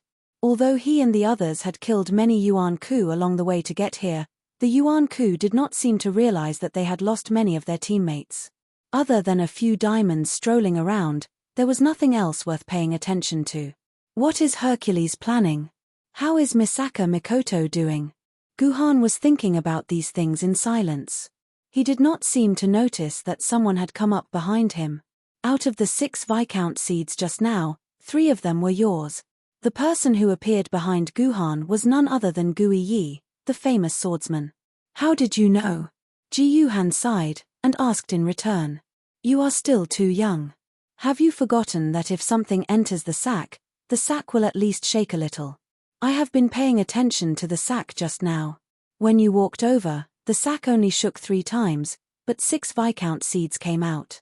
Other than you, no one else could have put 3 Viscount seeds into the sack, Gui Yi said as if he was a famous detective. Sigh. Who said that shaking meant that a Viscount seed had been put in? In fact, the 3 of them each put 2 Viscount seeds into the sack. Although it looked like you only shook it 3 times, in fact, 6 Viscount seeds had already entered the sack. Gui Yi was speechless. The 3 of them each had 2 Viscount seeds in their pockets. Wasn't that too much of a coincidence? Even if you beat Gui Yi to death, he would not believe Ji Yuhan's words. But Gui Yi could not refute Guhan, and that was the most frustrating thing about it. Mr. Gui Yi, if you have time to think about this, why don't you think about what we should do next? Guhan smiled and put something in Gui Yi's hand. What is this? Gui Yi picked up the item and looked at it. It was a purple, sparkling and translucent dimensional crystal. This is an Earl seed. Gui Yi was shocked. Guhan had given him an Earl seed dimensional crystal, so he quickly returned it to Guhan. This is too valuable. I can't take it from you. Take it. Gui Yi, I remember that your famed sword mistress was damaged as well. Guhan smiled and said, to repair a famed sword mistress, you must use an Earl seed. Your power is crucial to our escape. Gui Yi thought for a while, but he still held the Earl seed in his hand. He put his hand on Guhan's shoulder, wanting to say something. I know. You owe me an Earl seed. If I am ever in trouble, you must come and help me. Guhan patted Gui Yi on the shoulder. There was an old saying that went, when you receive favors from others, you have to help. Chapter 499. Although Zhong Zipeng's skills were extraordinary, it took him 3 to 4 hours to repair all the sword maidens. After all, there were dozens of sword maidens that needed to be repaired. His speed was considered fast at any time. However, the 3 to 4 hours made Guhan anxious. With the speed of the universe-level Yuan-Ku, Misaka Mikoto only needed 10 minutes to reach the Meiling mountain range.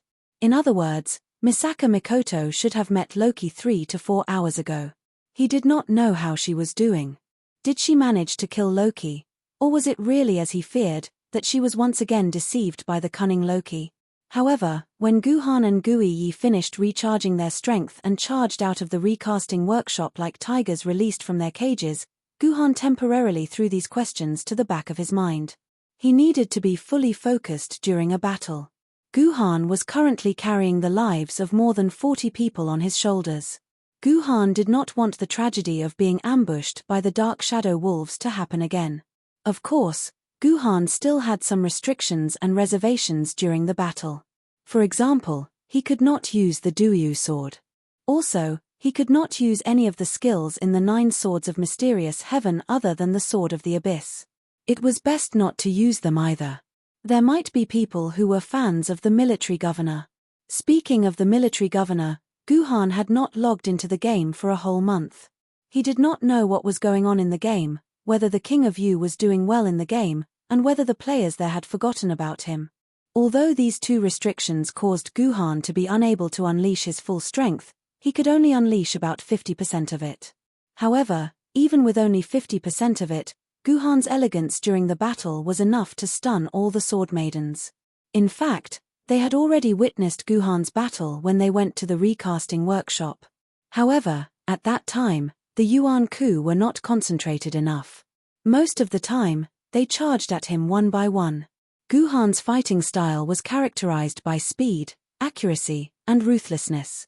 He was like a seasoned assassin who was ruthless and could kill with a single strike. This was also the impression that most of the sword-bearers had of Guhan. However, it was different this time. This was because they were going to charge out of the Yuyang Fort's main gate, which would inevitably alarm Yuan-Ku's main forces. This battle was no longer a 1-on-1 fight, but a 1-on-2, 1-on-5, or even 1-on-10, or even 1-on-100. On one side was the numerous and fearless magical beast Yuan-Ku, while on the other side were the few human swordsmen who were proficient in battle formations. In large-scale battles between humans and Yuan-Ku, it was necessary to introduce battle formations. This was because only a battle formation could protect the vulnerable sword maidens and allow them to unleash their full strength. In large-scale battles, the number of humans and Yuan-Ku would usually be more than 50. In a battle of this scale, it would be impossible for the sword maidens to hide in a hidden place and command the sword ladies like guerrilla warfare. With a large number of Yuan-Ku, they could easily find the hidden sword maidens and kill them when the sword ladies were not around them. Without the sword maidens, the sword ladies would naturally be finished. Therefore, in large-scale battles, protecting the sword maidens was something that every commander had to consider. As such, having the sword ladies form a battle formation and protect the sword maidens in the middle of the formation was the best way to move around and fight with the sword ladies. This was how the battle formation technique came about. After 1,000 years, it became an essential technique for humans to use in large-scale battles. Every battle formation needed a commander. They would make changes to the battle formation according to the situation of the battle. This would allow the sword ladies to effectively unleash the power of the sword ladies and ensure that the battle formation would not be broken by Yuan-Ku. Once the battle formation was broken, the core sword maidens would become lambs waiting to be slaughtered.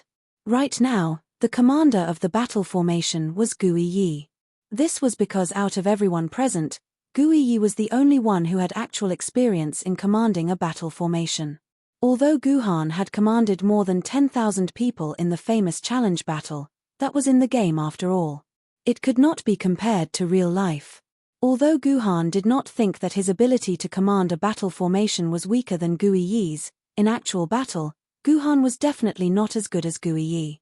Therefore, Guhan decided to become an apprentice first and secretly observe and learn Guiyi's commanding skills. Under Guiyi's command, this small group of 40 or so sword-bearers set up a simple arrow formation. The arrow formation was one of the simplest and most commonly used assault formations. It arranged the sword maidens into the shape of an arrow. The sword maidens of the sword maidens who were good at attacking would form the two sides of the formation, forming a sharp blade that would pierce through the enemy's defenses. The sword maidens of the sword maidens who were good at defending would protect the back of the sword maidens, blocking attacks from the back. The sword maidens would be in the center of the sword maidens' protection. After all, not every sword maiden was like Guhan, able to charge into battle on their own. The arrow formation's attack power and movement speed were very strong. Just like the arrow in its name, it could carve a bloody path through the densely packed enemy troops. It was the best formation to break through the enemy's formation. However, the arrow formation had a flaw that could not be considered a flaw, nor a flaw within a flaw. It was the sharpest point of the arrow formation, which was the point at the very center of the formation, which was equivalent to the tip of the arrow. Its attack power had to be strong enough. Figuratively speaking, it had to be sharp enough to quickly kill the enemy in front of it. It had to be able to tear open a certain point in the enemy's formation, and then the formation could use this point to open a path forward. It was like a sword. If the tip of the sword was blunt and not sharp enough, then no matter how much strength you used, it would be very difficult to pierce the enemy's body. On the contrary, if the tip of the sword was sharp enough, then you only needed a little bit of strength to pierce the enemy's heart. So the position of the arrow formation's tip was very important. In the beginning, Guiyi had planned to let his famed sword-tier sword maidens take this position. After all, he was the only famed sword-tier sword maidens here, and in theory, the strongest. However, Ji Han stopped Guiyi and volunteered himself to take up the position of sharpness of the arrow. In Guhan's words, as the commander of a formation, Guiyi had to be in the middle of the formation. Only then would he be able to see and listen in all directions, and command the formation's changes. He should be fully focused on commanding the formation, and not be distracted by fighting. Guhan's words made Guiyi speechless, because that was the truth. In battles, the commander was always at the center of the formation. They had to focus all their attention on observing the situation between the enemy and themselves, and did not have any spare thoughts to fight or anything. So the position of commander was usually not assigned according to the strength of the battle, but according to the ability to command. Many famous generals in history, they might only be ancient sword-tier sword maidens, but they could command tens of thousands of famed sword-tier sword maidens, spirit sword-tier sword maidens, and even immortal sword-tier sword maidens to fight.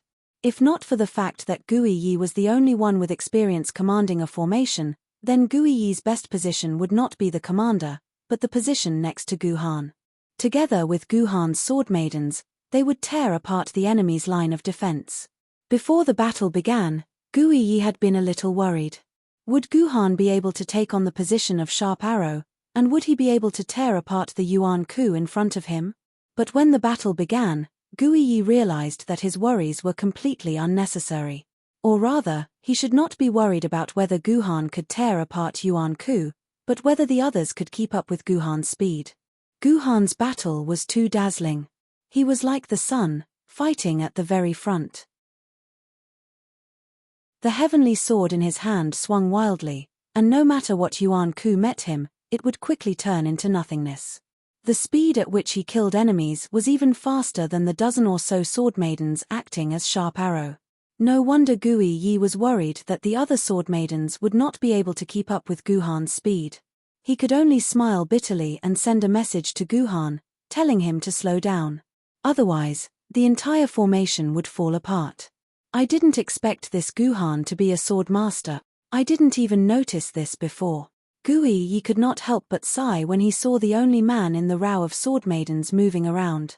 Actually, Guhan had already personally joined the battle when they went to the recasting workshop, but Guiyi did not notice this. It was only now that he realized that Guhan was actually a sword master. This kind of swordsmanship, I'm afraid even the Chaos Sword Spirit is no better than this. If only I could become a sword master too.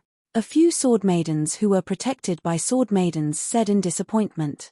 Seeing Guhan's heroic appearance while wielding a long sword, these sword maidens were extremely enthralled. They all wished that they could be like Guhan, wielding their sword maidens and roaming the battlefield, instead of being protected by their sword maidens in the core of the formation and only being able to watch their sword maidens fight. Unfortunately, swordsmanship required talent, and most sword maidens did not have this talent. Even if they practiced swordsmanship for their entire lives, they would not be able to surpass the swordsmanship that their sword maidens had accumulated for thousands of years. Some of the sword maidens who were unwilling to give up had gone to a swordmaster's training class when they were young and learned swordsmanship for a while. The most they would receive was this: "You are a genius swordsman that only appears once a week." These sword bearers who desired to become a sword master silently thought about it. After an unknown amount of time, they suddenly heard a burst of cheers. At this time, they discovered that the gates of Yuyang Fort were already right in front of them. They had already successfully broken through the layers of defenses of Yuyang Fort. They were only one step away from escaping this place. Did we just win? The sword maidens were in disbelief. The battle was completely different from what they had imagined. They had even prepared to fight Yuan Ku with their flesh after the formation was broken through. They even set the success rate of breaking out of the encirclement at 30%. They were fighting with the belief that they would fight to the death. However, to their dismay, they did not even have a few hundred words to describe the battle, yet they had easily broken through the place that they had once regarded as a dangerous place. Naturally, everyone's attention was focused on Guhan, who was still fighting at the front. The guy was not human, he was a monster. Chapter 500. Under Ji Yuhan's charge, this team that had been put together at the last minute rushed out of Yuyang Fort unexpectedly smoothly. After leaving Yuyang Fort, the entire terrain became more spacious. Ji Yuhan's team could go wherever they wanted to go, and they didn't have to worry about running into a dead end. The remaining Yuan Ku could no longer encircle Guhan's team. It could be said that as long as they made it out of the city gate, Guhan's team would have completely escaped from the crisis of death and could safely return to Yuzhang City. Therefore, when everyone rushed out of the city gate that symbolized life and death, everyone let out a huge sigh of relief. Who would have thought that they, who had been starving and waiting for death in the shelter, could actually escape and return to Yuzhang City? Thinking of this, everyone couldn't help but look at Ji Yuhan with gratitude. Because of him, they were able to live again. It wouldn't be an exaggeration to say that Ji Yuhan was their second parent. Feeling the grateful gazes of the people around him, Guhan faintly felt a sense of enjoyment. This feeling of being revered by others was really wonderful. Everyone, let's not waste any more time here.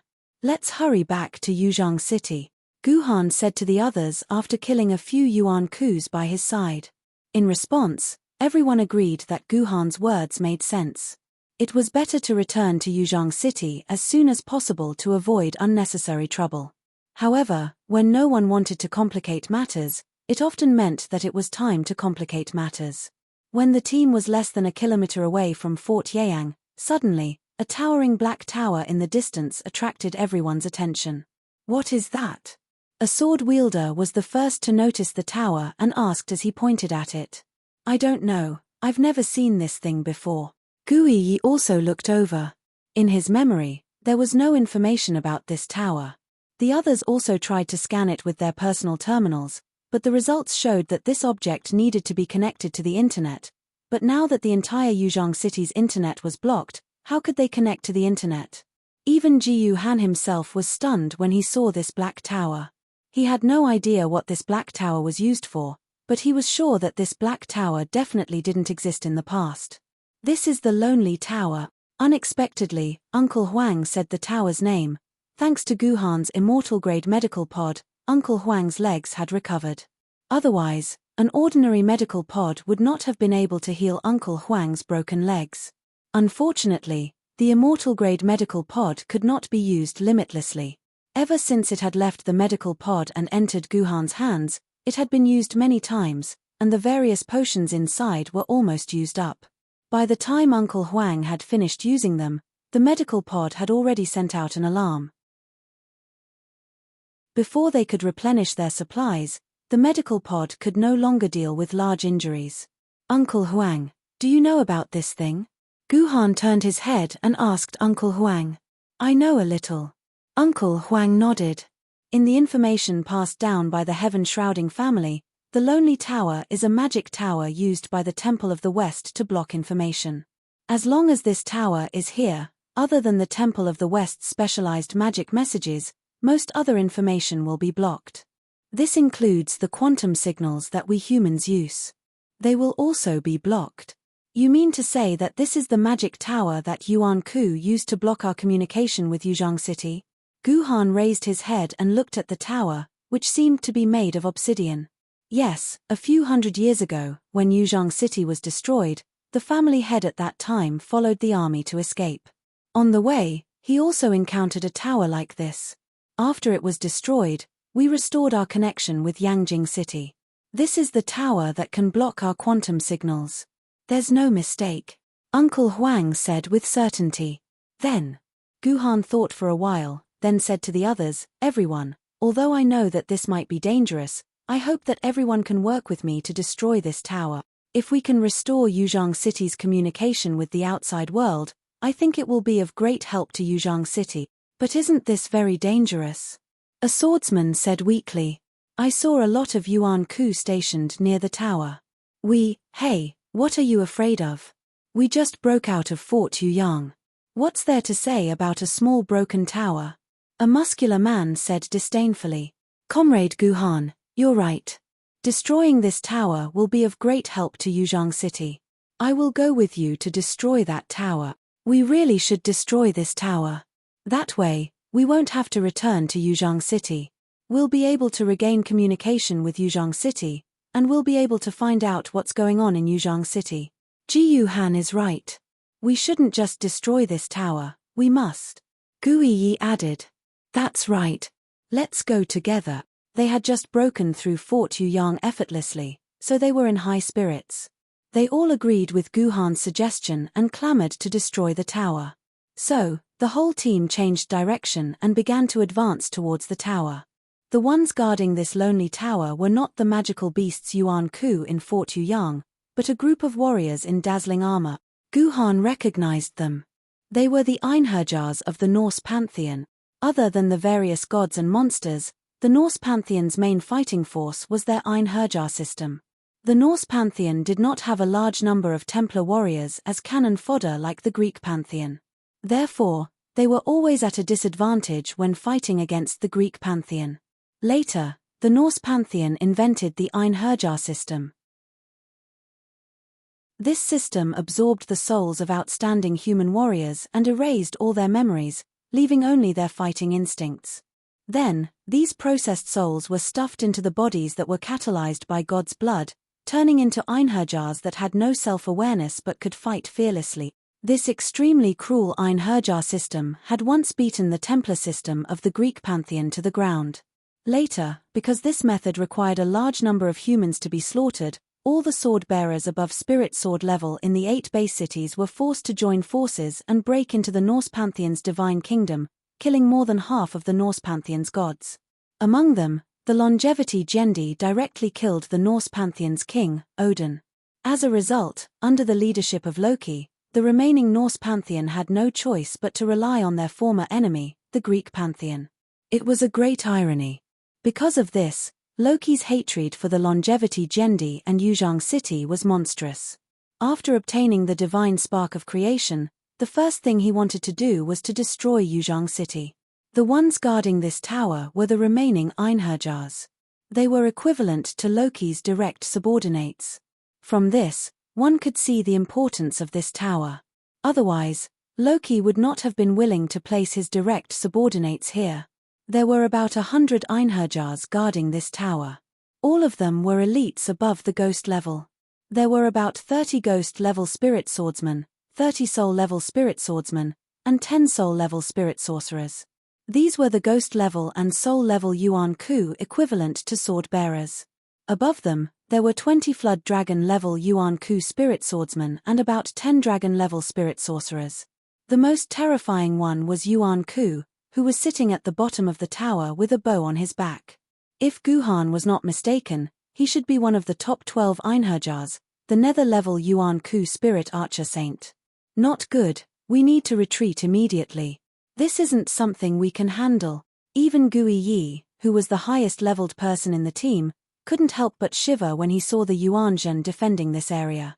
He immediately threw away his previous boldness and asked everyone to retreat. What kind of joke was this? Forget about the heroic spirit sacred archer, even a random heroic mage would be difficult for Gui Yi to deal with. Not to mention the heroic spirit sacred archer, there was still the heroic spirit sacred archer. Seeing such a terrifying Yuan Ku guarding this place, Gui Yi didn't have the courage to fight anymore. However, Gui Yi was also rejoicing in his heart. If these Yuan Ku weren't guarding this lonely tower, but inside Fort Yuyang, then everyone would have died inside Fort Yuyang. No, it's too late. The spirit archer saint has already discovered us. Suddenly, Guhan appeared in front of Gui Yi and raised his heavenly sword in front of him. Then, Guhan flew back a few meters. Immediately after, an arrow fell to the ground, its feathers still trembling. This arrow was shot by the spirit archer saint. Gui Yi let out a cry of surprise. To be able to shoot such a powerful arrow from such a chaotic distance, there was no doubt that it was the spirit archer saint. Their position had already been exposed. Sure enough, when Gui Yi looked at the lonely tower again, the spirit archer saint had already stood up. The bowstring in his hand was fully drawn once again. Retreat. All of you, retreat. Guhan crawled up from the ground. At this time, the Einherjars had already reacted and began to uniformly charge towards Guhan's hiding place. It's too late. We can't outrun them. One of the Einherjars sighed helplessly. You guys leave. I'll block them. Guhan gripped his heavenly sword and charged towards the charging Einherjars. Retreat. This was the last thing Guhan said. Chapter 501. Come back. Come back right now. Gui Yi's face was covered in tears as he shouted, Ji Yuhan sacrificed his life so that we could safely return to Yuzhong City. Are you going to let him down? Do you want his death to be worthless? I think. The sword wielder gritted his teeth, his eyes filled with determination. Yuzhong City does not lack a sword wielder like me. On the other hand, it's Guhan who will be lonely on the road to hell. I want to accompany him. For a normal sword wielder, the best way to deal with this situation was to immediately switch to a sword mistress. If a treasured sword-grade sword mistress's personal shield was gone, then they would use an ancient sword-grade sword mistress to fight. In short, they had to quickly repair their personal shield, and not let their body be exposed to direct attacks. F***ck, I must have gone crazy today. I've never felt so excited in my life. Gui Yi cursed, and rushed to the front of the crowd. However, switching to a sword mistress was a process that required time. The heroic spirit archer sage pulled out a white feather arrow from his quiver and narked it on the bowstring. He held his breath and shot the white feather arrow at the charging Guhan. In the end, not only did the heroic spirit archer sage not kill Guhan, but he had also killed one of his subordinates. Even though the heroic spirit archer sage did not have his own memories and intelligence, he was still enraged. The heroic spirit archer sage's estimation was not wrong.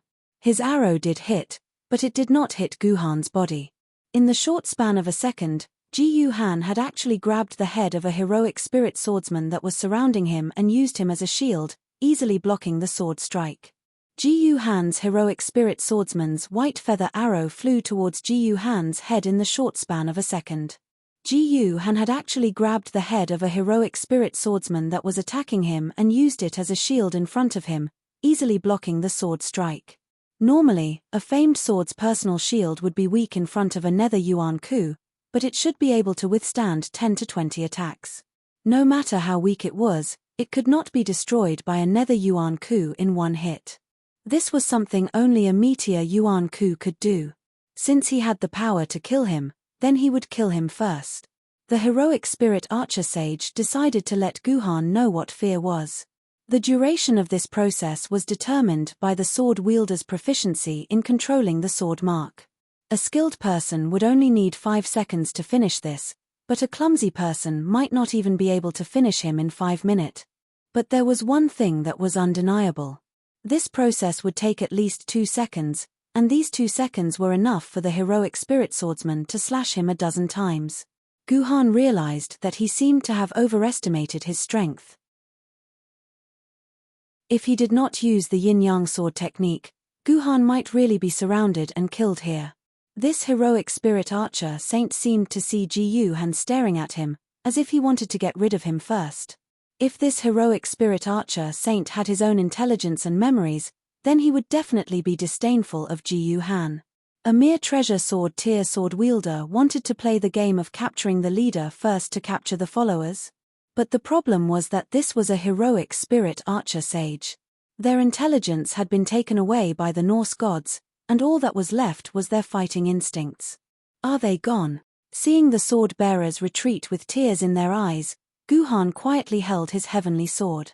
Facing more than 100 Yuan Ku sword bearers ranging from ghost to nether sword bearers, who were more than 10 times stronger than Guhan, Guhan did not show the slightest bit of fear.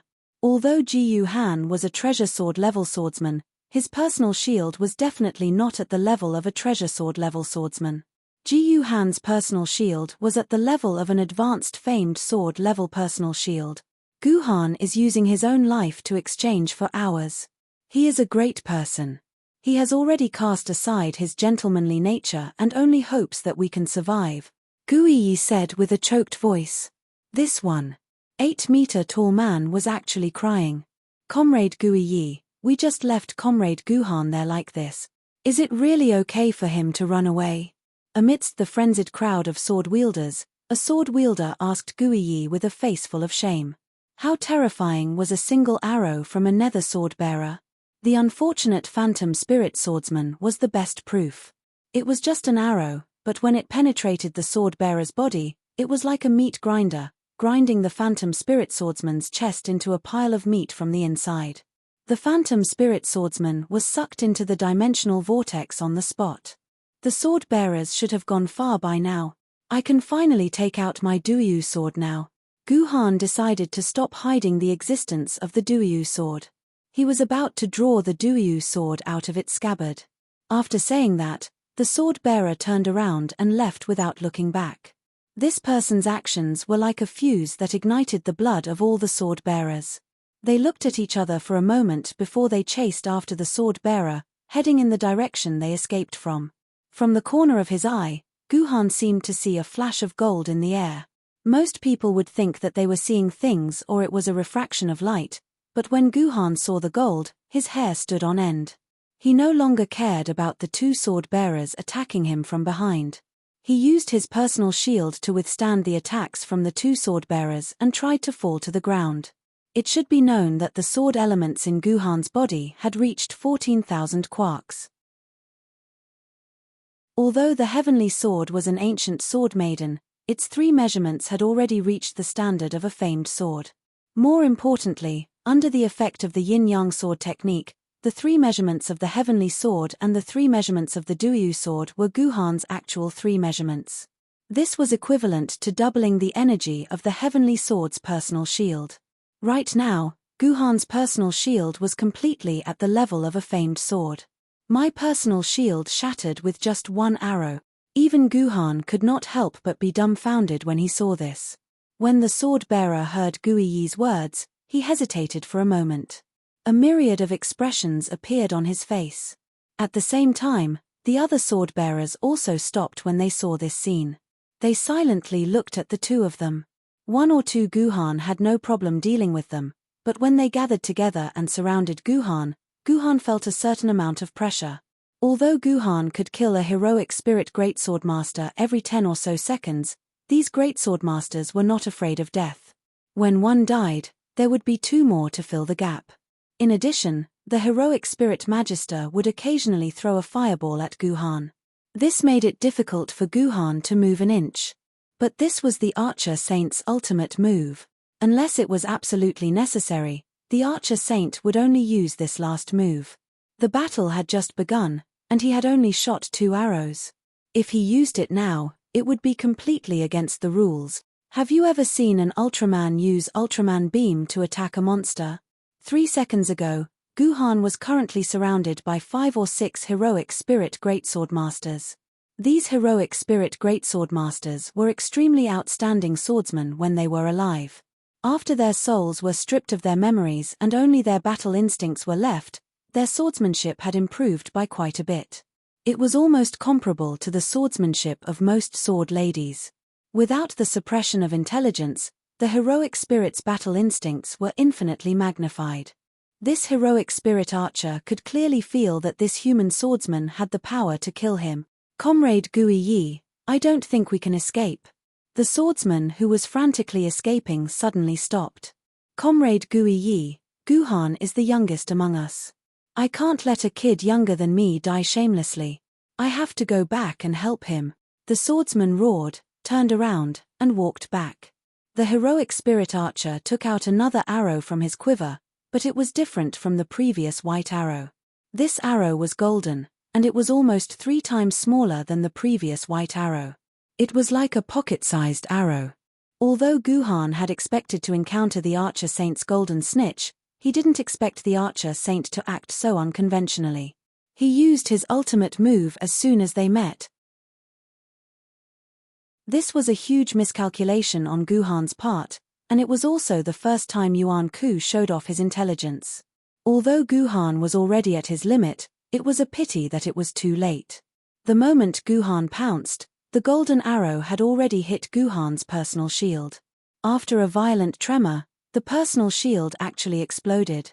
The remaining power of the golden arrow successfully tore a 10-centimeter deep wound on Guhan's arm before it finally stopped. The swordsman needed to hide the sword mark of a treasure sword, and then reveal the sword mark of an ancient sword. When Guhan fell to the ground, 4 or 5 swordsmen rushed up and slashed at Guhan's body. If these swords landed, Guhan's body would basically be crippled. Could it be that this is the archer saint's ultimate move, Golden Snitch? Guhan remembered this name.